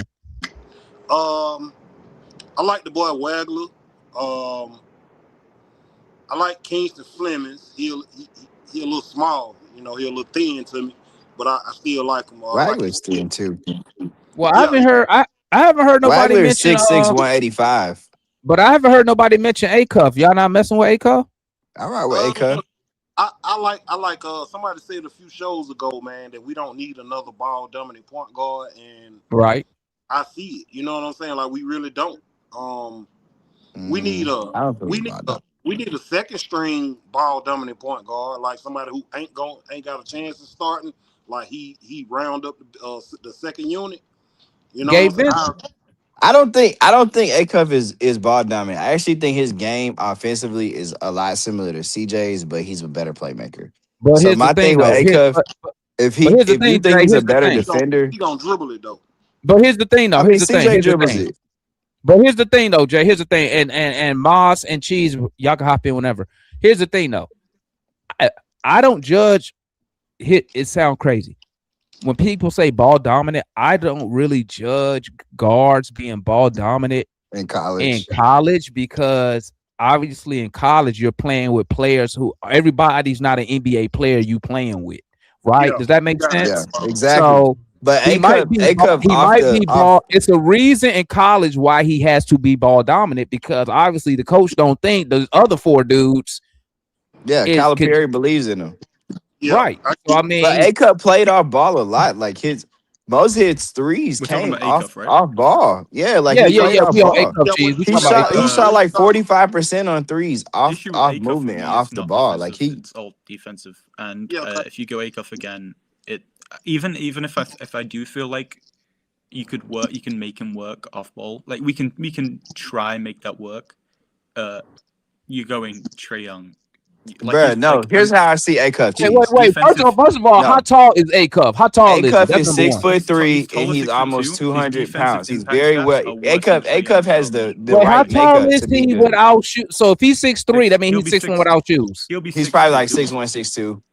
Oh, he's too short for me, bro. I'm sorry, I'm out. I get you. I got it. I think he's the same dimensions as CJ. I think he's built the same as CJ.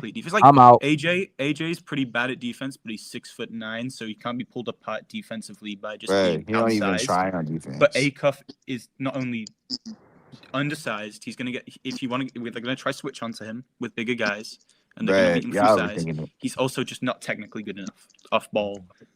He doesn't get stops. I could not agree. I could not disagree more about A-Cuff. Listed 6'4", and he gets like 2 steals a game. I could not disagree more about playmaking is a key factor if we're going to talk guards on defense. So listen, in the NBA, he's not going to carry the same load. Wagler's 6'6". Oh, what? How tall? Wagler's 6'6". That is true. Oh, sign me up. Wagler's 6'6". Wagler is 6'6", 185. I'm done with short guards, bro. We did that for 7 years. So Demar, here's my thing with A-Cuff, right? I told you, like saying he's like longer CJ McCollum, but like he needs to put some weight on. He's a bit he struggles to get to the paint a little easy. Wait, but, like, for me, some of the moves just I don't know, man. I like A-Cuff. I'm gonna tell you like this, Cheese. I'm gonna tell you like this. For me, Cheese, I'm gonna tell you like this, Cheese. As soon as you told me he was 6'1", I don't care what he do. I'm out. Well, I think A-Cuff is actually CJ McCollum's side. Like, hey, listen, Jay. Like I said, bro, if you tall as me, I'm out. I need dudes taller than me on the team. I need 6'4", 6'5", 6'6". We just did 7 years. Yeah. Go ahead. Yeah, but my thing, my thing with Trae Young, it didn't work. Hold up, Jay. Let me let Mr. Moss tap in real quick. What's good, my guy? Mikal Brown, point guard, 6'5", Louisville. But that's another Kobe Buffkin, my brother. He's a 6'5" point guard, a little bit taller. Kobe Buffkin. Again, you guys don't need the guy. You guys just need a guy to come in and fit. And so this upcoming draft isn't about always getting the best available player. Draft who fits what y'all trying to do best moving forward.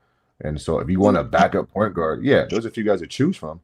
But I'm with Demondo. These 6', 6'2" point guards, it's a no-no. Absolutely not. Yeah, I'm done with that, bro. Man, I think you don't even want to know. Jay, you really want to know who I wish we could go get? Who? I mean, he ain't worth the Pelicans pick, but if we was picking like in the teens, bro, I would love to have Cameron Carr, man. 6'5", athletic. if we were gonna trade for a guy, bro, he a 7 foot wingspan. hey, Demar, you know I the was guy just who I watching wish him we could have yesterday, been. but everybody know I'm a Baylor baller guy. So The I one love guy I the wish Baylor we could have baller. had an opportunity to draft was Cam Dylan Harper. Carr, kind of like he reminds You me know, of I like love me a big guard like Dylan Harper, but I think Yeah. y'all wrong on A-Cuff for sure. Wait, what you about to say, Cheese? What you about to say, Cheese, about my boy Carr?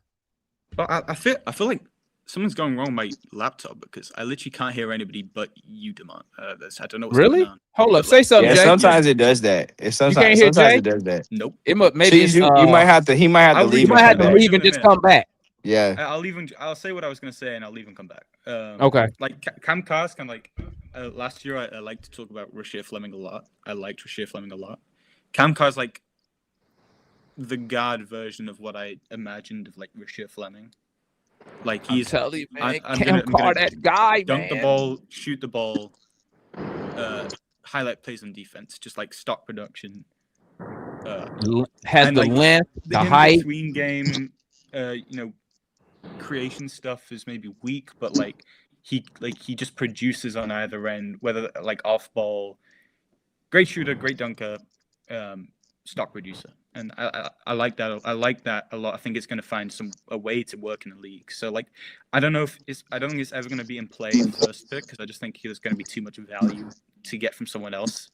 But like, if he's available in the second pick, that's someone you got to think about. Yeah, that's what I was saying. If that Cavs pick was in the teens, oh man. What you about to say, Jay? My bad, my boy. Okay, so I think on A-Cuff, a lot of people are overthinking it. He has an NBA body. And to Mr. Mars' point, we're gonna go. How tall is he again, Jay? How tall is he again, Jay? He's listed. We're gonna have to wait till the combine, but he's listed at 6'3", almost 200 pounds. That's He's not an very NBA well body. built. He's very well Jalen built. Brunson got an NBA body too. I'm saying though, but he's taller than Jalen Brunson. And then with A-Cuff, he doesn't dominate the ball like people think. He plays very well on and off the ball. If you watch A-Cuff play, it really does look like you're watching a younger version of CJ McCollum. And my thing with him, help or hurt our defense. but I'm about to tell you, if the Hawks when they're evaluating A-Cuff, it really comes down to, do you believe he's gonna be CJ McCollum or better on defense? And if the answer to that is yes, then it's a no-brainer. You just take him because you're already making it work with CJ. Like that's what y'all not understanding. You're already making it work.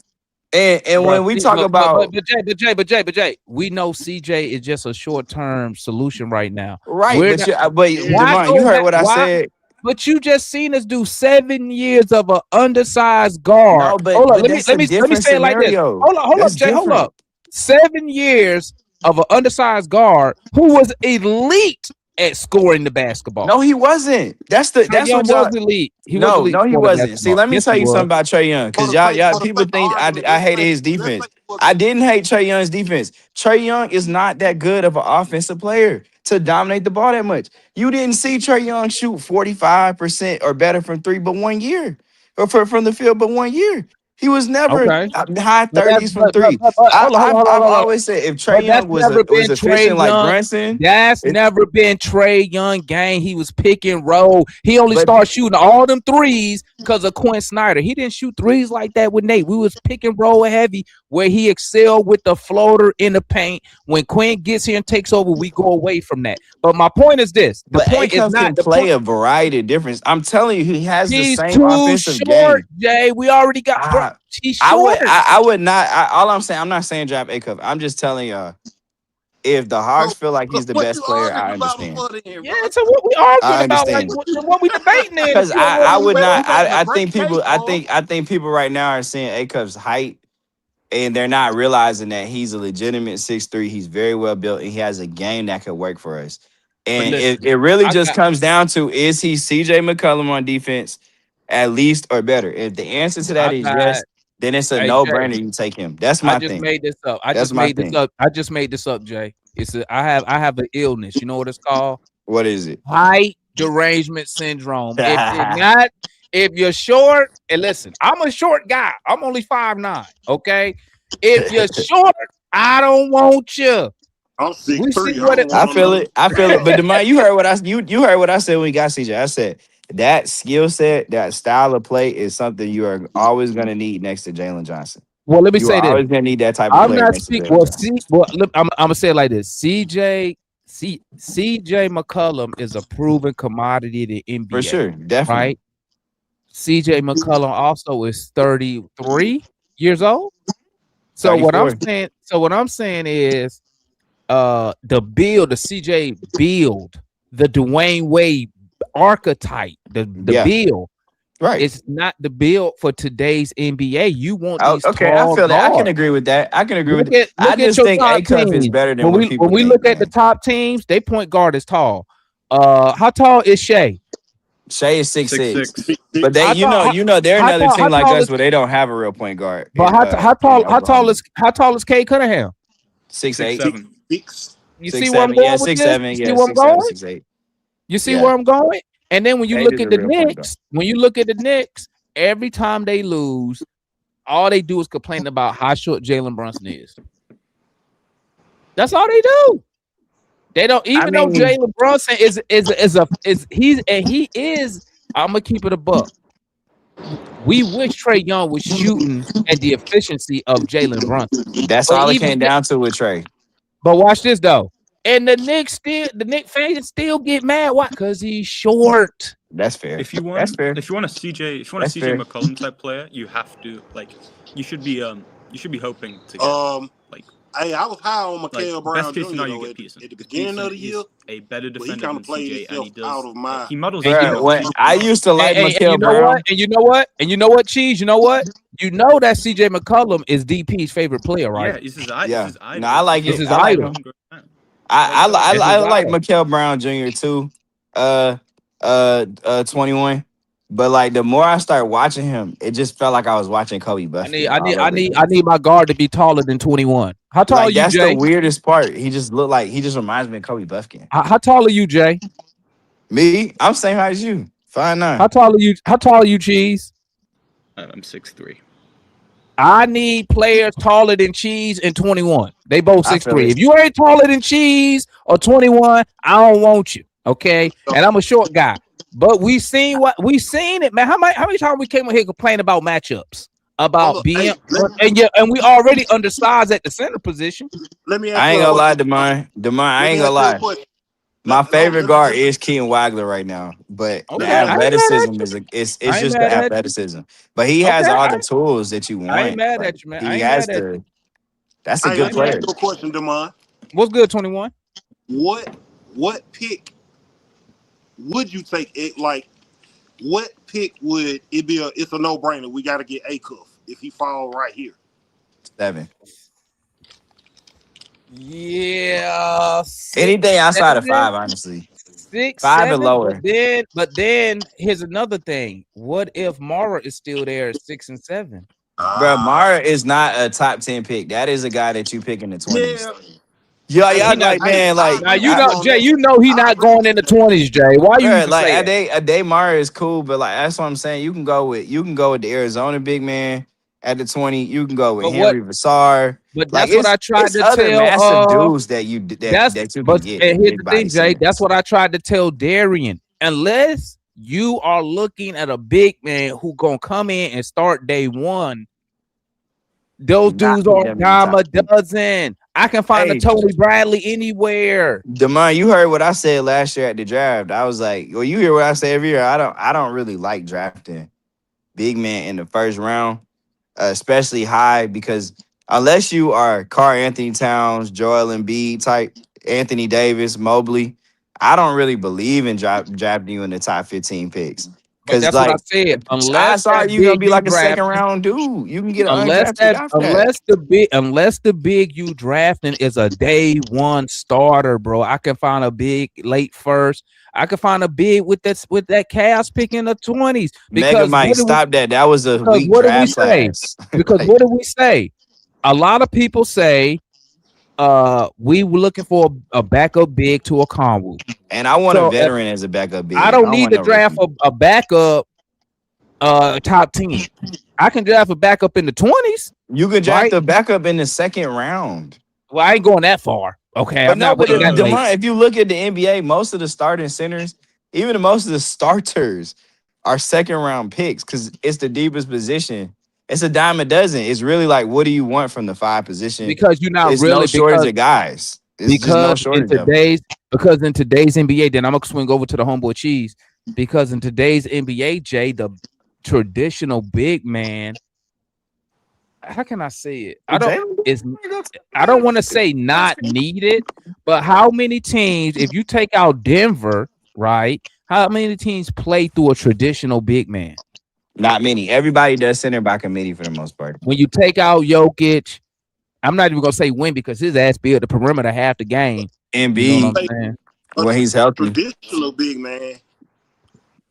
Yeah. I mean, Jokic ain't traditional.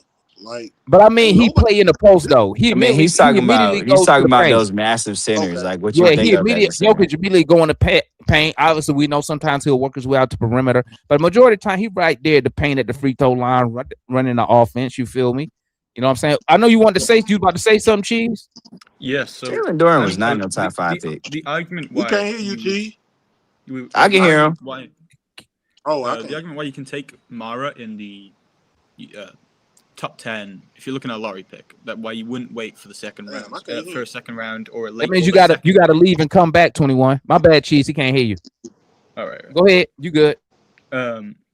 Is because when we look at Mara and why I like to compare him to Donovan Clingan, right? Because Donovan Clingan is someone I think if you go back to that draft, of course it was quite a weak draft, but if I was to relook it off for like first overall pick, I think I end up taking Donovan Clingan. Because his playmaking upside at the big man spot is the separator between him and usual 7-foot bigs. Not only that is what he's shown this season, which is Adai Mara has shown similar to, if not more than Clingan has, is space the floor more. Clingan's shooting 1-3 out of 3 attempts in his second season in the NBA. Jeez. 33% ain't bad. Jeez, what does Mara do? What does Mara do? What does a day Mara do that for us? I mean, Okongwu obviously was weaker when he first came in. What does he do that's different from previous? 7'3" with playmaking upside, similar to Clingan. The only difference between them two is I think Mara's rebounding needs to strengthen up, but because he's not as big actually physically in the post as someone like Clingan. But the like, if you ever watched Adai Mara throw a lob out of the high post to the Axel Lenderborg coming off in action, like you don't see big men throw passes like that. There's like Adai Mara's got a different level of playmaking ability in the field that you don't get. I don't know, man. Big man. You get like it's rare you get that. The only other real comparison in recent drafts is Donovan Clingan. And no, I disagree. The only other comp I've seen statistically is like Roy Hibbert, who I'll tell you like this, Chief. Mara does not do anything different than Krivas and Henry Vesser. He just plays on a better team. I could see Mara. I'll tell you a couple reasons why I'm out on Mara. Right, one, he's 22. What does that tell me? That tells me he needed some work. Okay, he needed some work because usually at 22, most top players already got 1 or 2 years in the NBA. That's one. Another reason is I think the Hawks. Hold on, let me rephrase this. Because, see, I'm looking at Mara. Because if I'm drafting Mara in the top 10, he has to be a starter for me. I can't draft you in the top 10 as a big and you're not starting for me, right? Now, if I'm getting Mara to play with the second unit, for some odd reason, if I could draft Mara say I could draft him late. Let's just say I'm just making something up. Say I can draft him 15, right?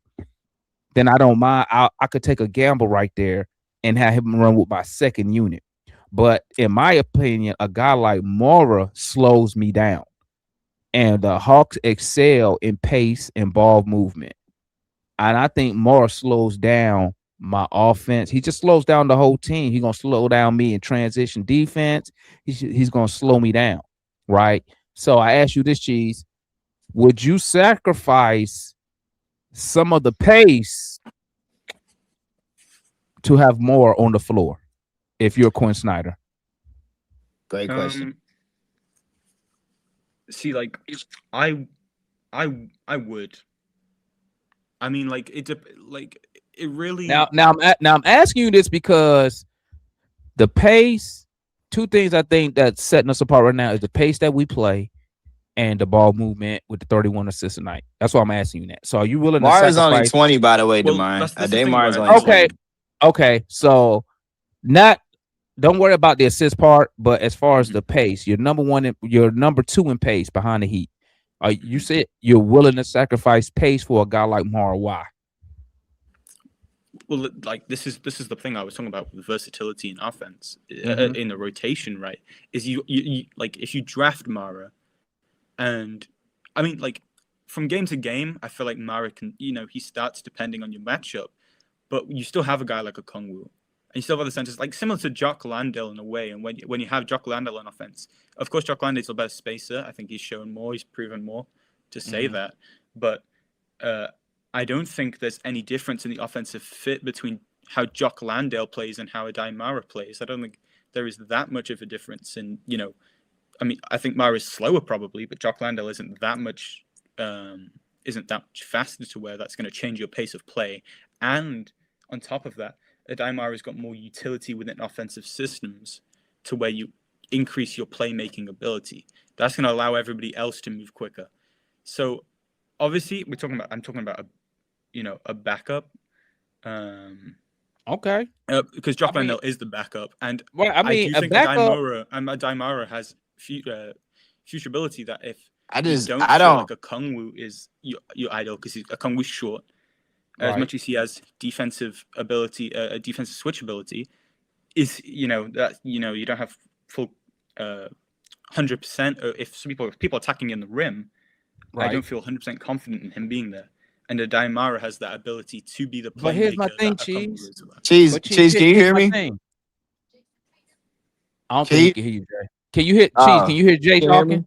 No, I cannot hear you right now. Okay, ask him what makes Mara any different than. Hold on, he left. He coming back. He left. He coming back. Cause that's my only thing. Like I like Mara, but I just don't really see how he's any different from Monty Eunice Krivas. Well, here's the thing, Jay. Or Vassar. Like he just played on a better team. That's here's all my it thing. is. I said it once today. I'm gonna say it again. Here's my thing. If the Hawks really valued, no, I don't want to say value. If the Hawks really put rim protection as a top priority, right? How come they haven't went and got a traditional big, a Tony Bradley type big already? When I look at the center position with the Hawks, they at first here's how it went. Porzingis, that's not a traditional rim protector, even though he can sometimes when he want to. But he's not a guy you look at and be like, oh, yeah, this rim finna be protected at all times. He's a shooter, scorer, stretches the floor, right? Then he signs Dante out the G League, who is that traditional type big, but we know he gets hurt before he can even do anything in a regular season, right? So instead of going to find a traditional big when Dante go down, he goes and get Koloko. Koloko, either Koloko the first is more of a traditional guy. But here's the kicker, though, Jay, which I thought he was until I can't remember. Was he the first or the second game? Yeah, but he ain't shoot no more shots after that. He shot a three, and he made it. No more after that. But he made it. But it goes to show me that he shot that because somebody in that organization values their big being able to stretch the floor, right? Yeah. So then Koloko doesn't really pan out. Honestly, goes out there. Brings back Jock Landale, who body type says traditional big, but on the Hawks, he on the perimeter letting them threes go. Yeah. Or in the action. Right? He's an analytic darling player that I like. So my point though, Cheese, is this. If Mar archetype was how can I say it? I just don't think that Auntie and Quinn looks at Mara and says, this is the type of big we need to take us to another level. I don't think he's that good, honestly. And I think And let me know if I'm jumping off a cliff here. I think Quinn Snyder learned that lesson with Gobert in the playoffs. How in the playoffs where they say it slows down, but Dallas made Gobert unplayable in the playoffs. Actually, as a Hawk, you seen that as a Hawk with Coach Bud when he had Dwight Howard and had to bench him in a playoff. But Demai, you know why I don't like Mara as a translatable piece in the NBA? People don't understand. In college basketball, it's very similar. It's the closest to the actual international game, and there's no defensive 3 seconds in college basketball. So a dude like Mara can sit in the paint all game and block shots. And I'm not saying he's not good. Like when you see him in space, you see him lugging around. That's why I say there's nothing different to Mara to me than Krivas for Arizona. If you put Krivas in Michigan, he would get 3 blocks and do all the same things Mara's doing. They're all massive. Honestly, in terms of bigs that are massive, can shoot and move and protect the rim, that would pretty much be Henry Visar out of UNC. He can actually score the ball and rebound. Like I said, Buddy out of Washington, who probably gonna be there. With that Mara can sit in the paint all game, but in the NBA, when he has to guard in space, he's really slow. He's gonna I just don't see it. I want to say this. Right, okay. So I'll start with what you just said, right? Krivas. I actually really like Krivas because I think he's 17th on my board, so I think he's really good. I think he's and Visar. Don't forget about Visar. I'm saying it's the separation between a guy like Krivas and Mara, because Krivas is just as good as a defender as Mara. I'd never say that. He's a better mover too. I think there's an offensive gap. He has better feet though. Yeah, sure. He moves better. But I'd say they have very similar defensive like Krivas reminds me of like Kalkbrenner to a point of how he's going to impact the game right now. And ideally, you want him to become like Luke Cornett. Okay. And then Adai Mara. This is what I want to say about with I do think Mara can be a Quinn guy because Quinn really liked Klingon. Mm-hmm. And that's where I'm at. If I view them as very similar players, and because of that, I would say Quinn would probably be someone who like a Mara type of player. And the separation between me and why I think Krivas is literally a tier below Mara, I mean, I don't think there's a gap, is literally because I think there's so much offensive usability, a potential of someone with like Mara who's got like I think there is a very much like a large gap in between the passing potential.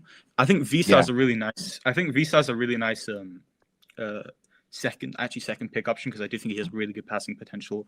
I don't think he's the same type of rim protector as Mara or Krivas. I think Visar's a really nice pick. Let me ask you this real quick. I love Visar for the Hawks. I ain't gonna lie. Shout out to the homeboy Lowe's. He said Matt Jr., which is Jay. Let people talk. Whatever. Hey, Carlos, come up here, bro. Let me ask you something real quick, Cheese.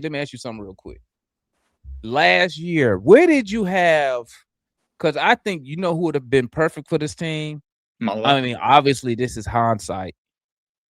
Maxime Renault. Where did you have him ranked on your board last year? I went way higher than he was going. I had him in. I think Renault would fit better. 21. I thought he would have been a good pick with the second pick.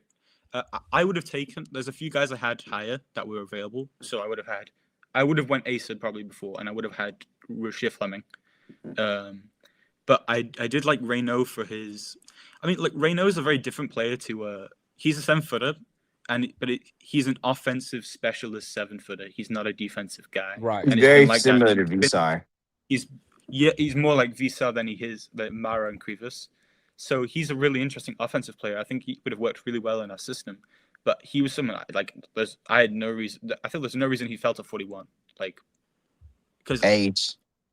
Let me ask y'all this. I mean, there's a reason why, but I don't think he should. Let me ask both y'all this.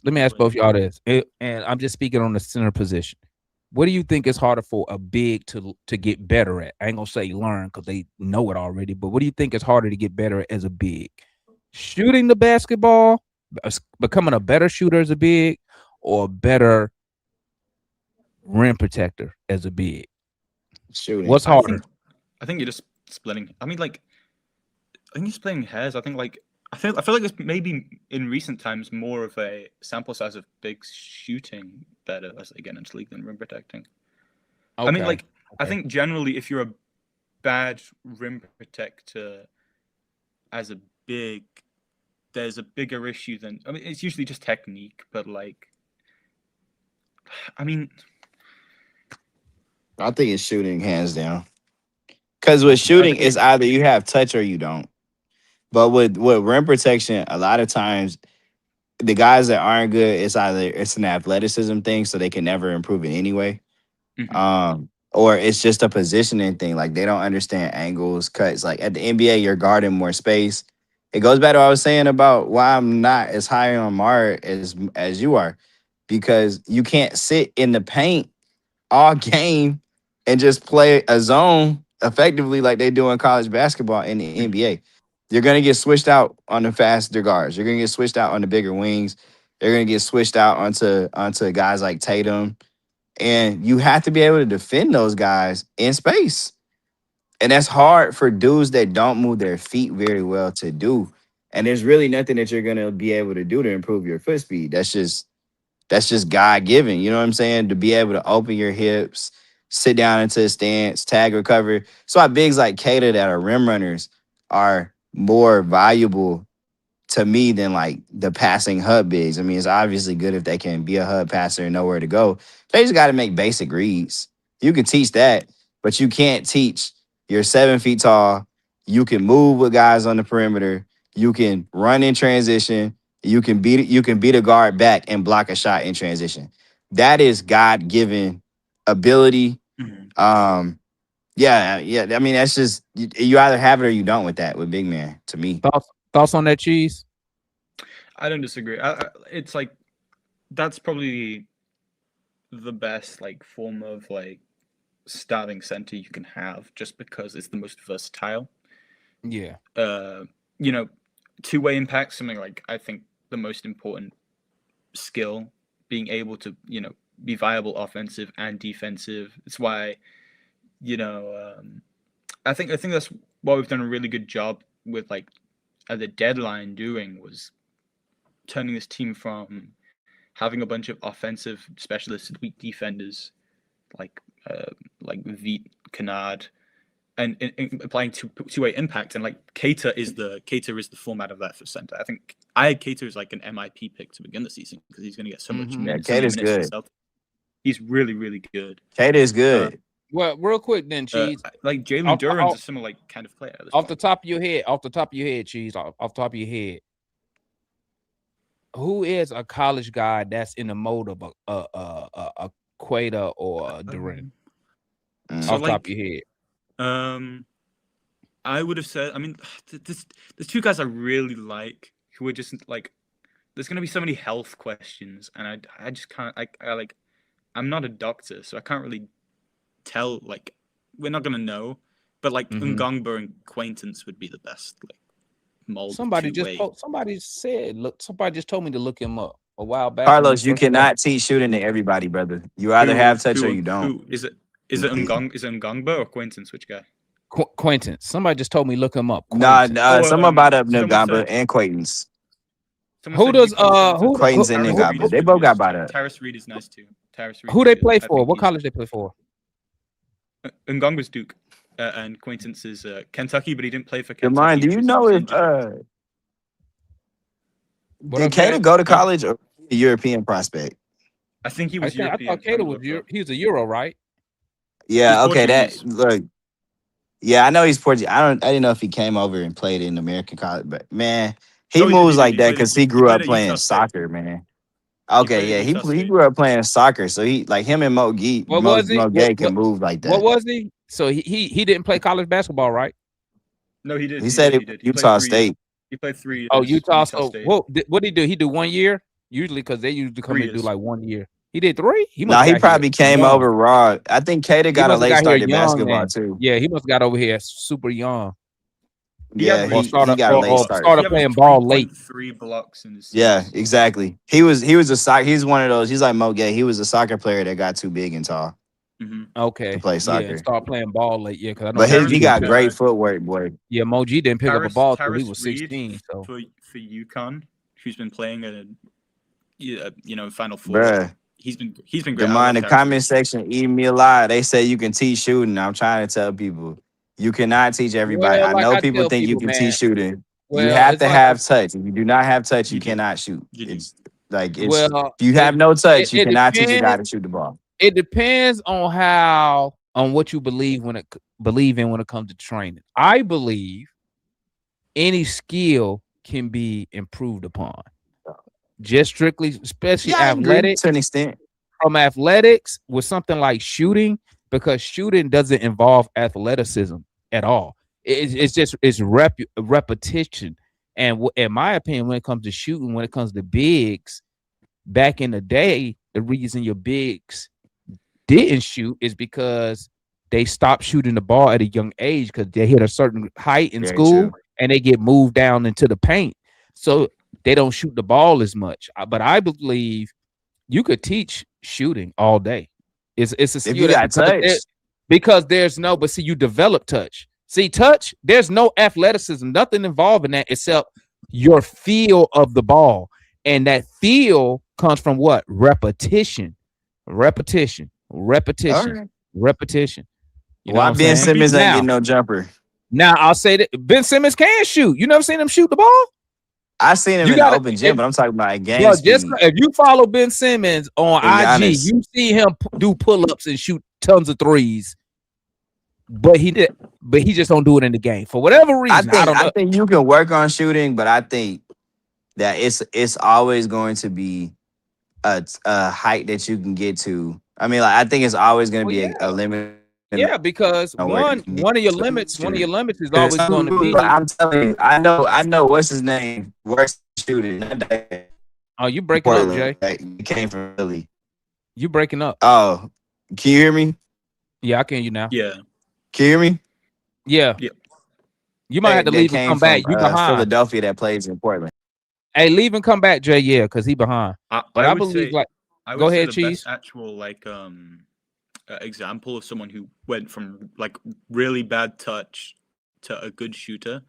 Andre Drummond. Like Andre Drummond can shoot now. I don't understand how that came from, but that took years. It's like what we're saying is if you want something that can come really soon, you probably got to have a sample size of shooting good from the free throw line, maybe some mid-range game, maybe even some like just a few attempts in college, and then generally you can see players that do that. Like Okongwu was good, had pretty good touch at the free throw line. The players who can do that sooner rather than later can step out and take that shot in the 3-point. And like for guys who don't, it's just going to take a long time. Andre Drummond took ages, years. I don't know how long times. I don't think he's been training to be a good shooter, but it took him literally all the way to the end of his career to start making corner threes every so often in a game. But if you look at Andre Drummond in the open gym, he won't miss. Well, no, it comes from here's a good example. Here's a good example of that. If you go watch Mitchell Robinson. I don't know if people follow him on IG. I don't have IG, but I saw somebody clip it. Mitchell Robinson can shoot. Somebody clipped it and put it on X, He can right? dribble. Bro, Mitchell Robinson posted a clip. He doing sidestep 26-foot 3-pointers, nailing them. Somebody in the chat in the live said, "Why you don't do this in the game?" He said, "I really don't work on shooting because that's not my role. I work on what they want me to do. That's gonna keep me on the court." He said, "Shooting threes don't keep me on the court. Defense, rebounding, and blah blah blah blah." He was saying some His other rebounding stuff. does. So I mean, like you could teach people to shoot the basketball, but it's always gonna be a certain level, mainly because everybody doesn't train the same. Some people go out there, like when I look at Steph Curry, when I look at his story, when he was a kid and his dad told him he got to change his release point. He shot 1,400 threes a day. Yes. Well, the one I saw, his mama at said 14. He said his mama said his dad had him shooting so much he was crying. So I mean, you're not going to get a lot of people to do that. One, I'm gonna tell you the main thing is because if you ever go back and watch whoever you think is the GOATs, the LeBrons, Jordans, the Kobes, what they do that a lot of players don't want to do, or any great in any sport, they don't want to sacrifice the time. Like Kobe Bryant said it the best. He said it's a lot of. He said he missed a lot of family time because he's trying to get better, and he said a lot of players don't want to do that. And when you think about it, when you look at even in business, when you look at successful CEOs, when you look at people like my man who started Amazon, Elon Musk, at the beginning they had to sacrifice a lot of time. You miss stuff with your family, blah blah blah, because you want to be the best. And here's another thing. Everybody don't want to be the best. You know what I'm saying? Because everybody Some don't people just want to get paid. Yeah, some people, basketball, pro sports is just a means to an end. They don't want to be the best. They just want to be good enough to get paid so they can go do what they really want to do in life. You know what I'm saying? Or just party and do nothing. So I believe any skill can be improved, especially in sports, because sports is mainly just repetition. So do you think you can become a better rim protector? Yeah. Uh-huh. Yep. I think you can if you understand positioning and timing. But at the same time, a lot of dudes just ain't athletic, man. But think about it, Jay. Think about it. Yega Khan will improve rim protection. His rim protection. The only thing he can't do, the only thing Okongwu can't do due to his build, he can get more athletic. He just won't be super athletic because of the way he's built. Right. Okay. But as far as defensive, right? Defense. And that's why I love soccer players, especially those who played in like the midfield, because it allows you to read the game. See, the big and this thing I always wanted Trae Young to do. Guy like me, I'm only 5'9". So when I'm out there playing, right, I'm not as tall as some of these guys. So I have to use what to my advantage up here. So let me read the game, which when you can read the game, what does that do? It allows you to kind of predict what people are going to do. I even do that on the video games. When I'm playing FIFA, at kickoff, I play for the first like 2 minutes. Oh, I see what this dude doing. Boom. I'm just going to counter all the stuff he does. So that's what I'm saying. You can teach people how to read the game because learning never stops. What happens is, do players want to learn the game on another level? Because think about it, a lot of players, once you make it to a certain level, you feel like you've made it. But like I said, everybody who makes it to the league, no matter what pro league you're talking about, everybody don't want to be the best. Everybody don't want to be as good up here. They're happy right here because they got a spot and they good, right? But you can teach. That's why you have film sessions, right? But how much film are you watching? You see what I'm saying? Once again, when you look at the greats, look at Deion Sanders. Deion Sanders they say he's one of the first people in the NFL who had his own TV watching film right in his locker. And players was like, wow, what are you doing? Watching film. Why are you not watching it? You see what I'm saying? Yeah. You know what, DeMond? I think you can improve rim protection because I remember when John Collins came into the league, he was not good on defense. Like it was like he was a liability. But you got to remember, Jay. I'm glad you said JC because guess what? You know, JC. Who was his coach? I think Danny Manning was his coach at Wake Forest. You know, John Collins when he was at Wake, they told him, "Hey, don't be doing that extra defensive shit because we need you on the floor." You know, they told him that. The coach told him that. We need you on the floor. Don't do no extraordinary But he stuff got to a point where he could protect the rim. John Collins used to block a lot of shots. Because he's athletic, right? Yeah, that's true. Yeah. But here's the kicker on that. Here's something that happens when you make it as an athlete. That's why you'll start to see in the NBA, they're moving away from just the athletic guys, right? They're looking for guys with skill, right? Because guess what? Skill doesn't leave, right? Skill doesn't leave. But what does leave as you get older? Athleticism leaves as you get older, right? That's why you can see guys with skill last longer in the NBA because they don't rely off what? Athleticism. That's why you see your athletic guys start working on skill. Michael Jordan start working on the fadeaway. Kobe Bryant working on the fadeaway. The skill Dominique part Wilkins. there you go. Because your Jaylen Brown. athleticism, sooner or later, your athleticism gonna lead. LeBron James, all he is jumpers, shooting threes, jumpers. Yeah.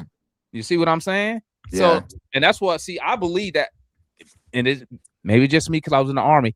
Like I said, I believe I can train anybody to get better at a skill. I'm not saying you're going to be the best. What I'm saying is, if you train, you'll be better than what you currently are. And that's the issue. And that's what I bring up for Zachary Richardson when they tell me he can't dribble the ball. I be like, he can dribble. He just needs to work on more of the ball handling.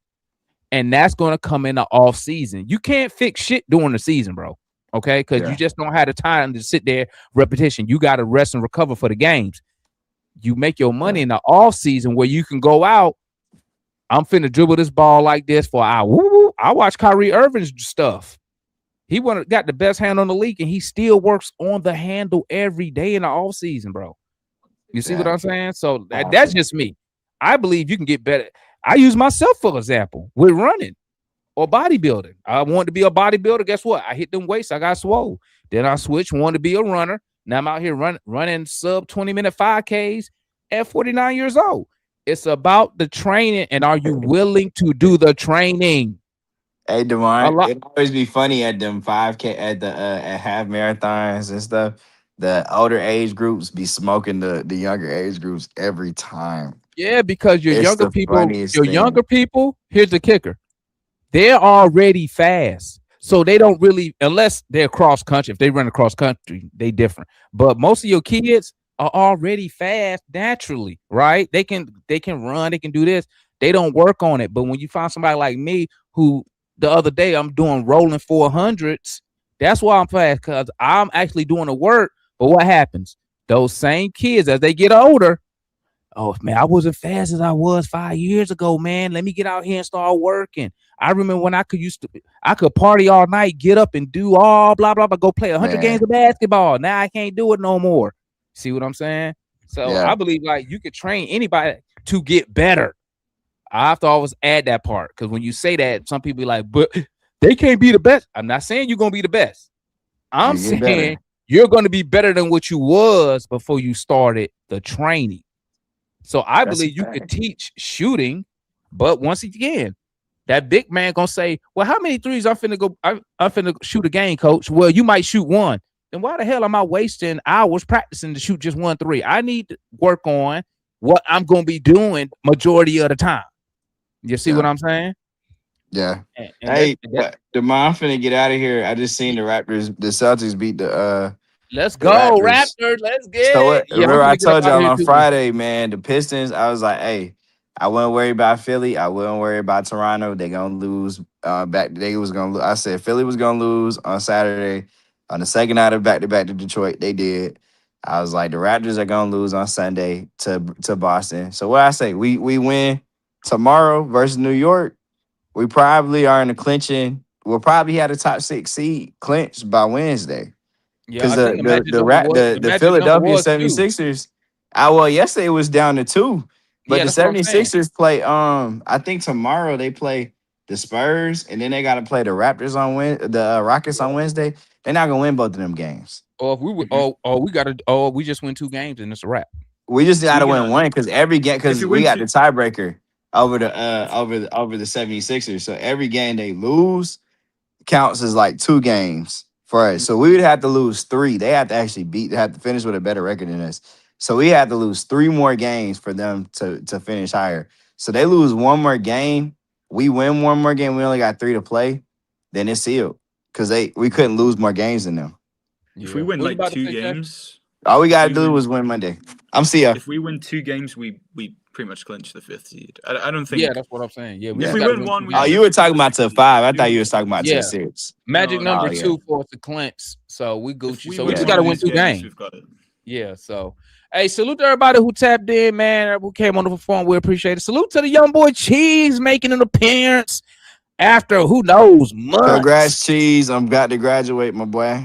Shout out to Cheese out there. Move Get your to America, education. man. Move to America. Get your Cheese said, man, I ain't fucking with y'all Americans over there, man. I'm good right over here. I don't think I'd get a lot. I don't think I'd. Cheese, who's your Premier League team? I don't have one actually, because I'm. Cheese a basketball guy. Cheese, you just gotta say Manchester City and call it a day. No, don't say that, bro. I used to watch football a lot, but like my local team is we're bad. We ain't good. So like we are you Premier League? Are they Premier League? What they your local team a championship team? No, they. Damn, what are they? Tier what? What division they in? 4? Now. They might be tier 5. God damn, you might want to go out and try out then if they tier 5. They're National League now. They used to be League 1. You need to be out there. They went down. 6'3", you out down you tall enough. You just 6'3", you just good enough cheer to be for Manchester City. Just go for Manchester City. We united over here, dog. Just rock with the Powder Blues. Don't rock with United. They're losers. We united over here, dog. We united. They're we losers. Nah, you crazy. Because of because like well, my local team's Carlisle United, right? Hey, she said so, you root for Wolves. We were so bad. Do you root for Tottenham, Cheese? Are you a Tottenham fan? They about to get relegated. No. Right. Tottenham and West Ham, they about to get relegated. Hey, Jay, Cheese just said his local team is Division 5, bro. I heard him. You know how low that wild. I don't even think they get paid. You know what's sadder than that? They play for West free. Ham being relegated. Two teams that have never been relegated are about to get relegated. A Big 6 team is about to get relegated. How does that happen? Because they ass. Spurs ass. I mean, they just won Europa League 2 years ago. I mean, I'm a United supporter, so I don't care about the Europa League. Is nothing for me. It's minor. That's like winning a G League. Hey, DeMar, I guarantee you, the European like English football is gonna step in to avoid Tottenham getting relegated. They cannot. That's a really bad look. That's a very bad look. They will not. Bad look on it. It ain't a bad. It's a bad look on Tottenham. Bruh, you cannot not on the Premier League. They gonna help them out.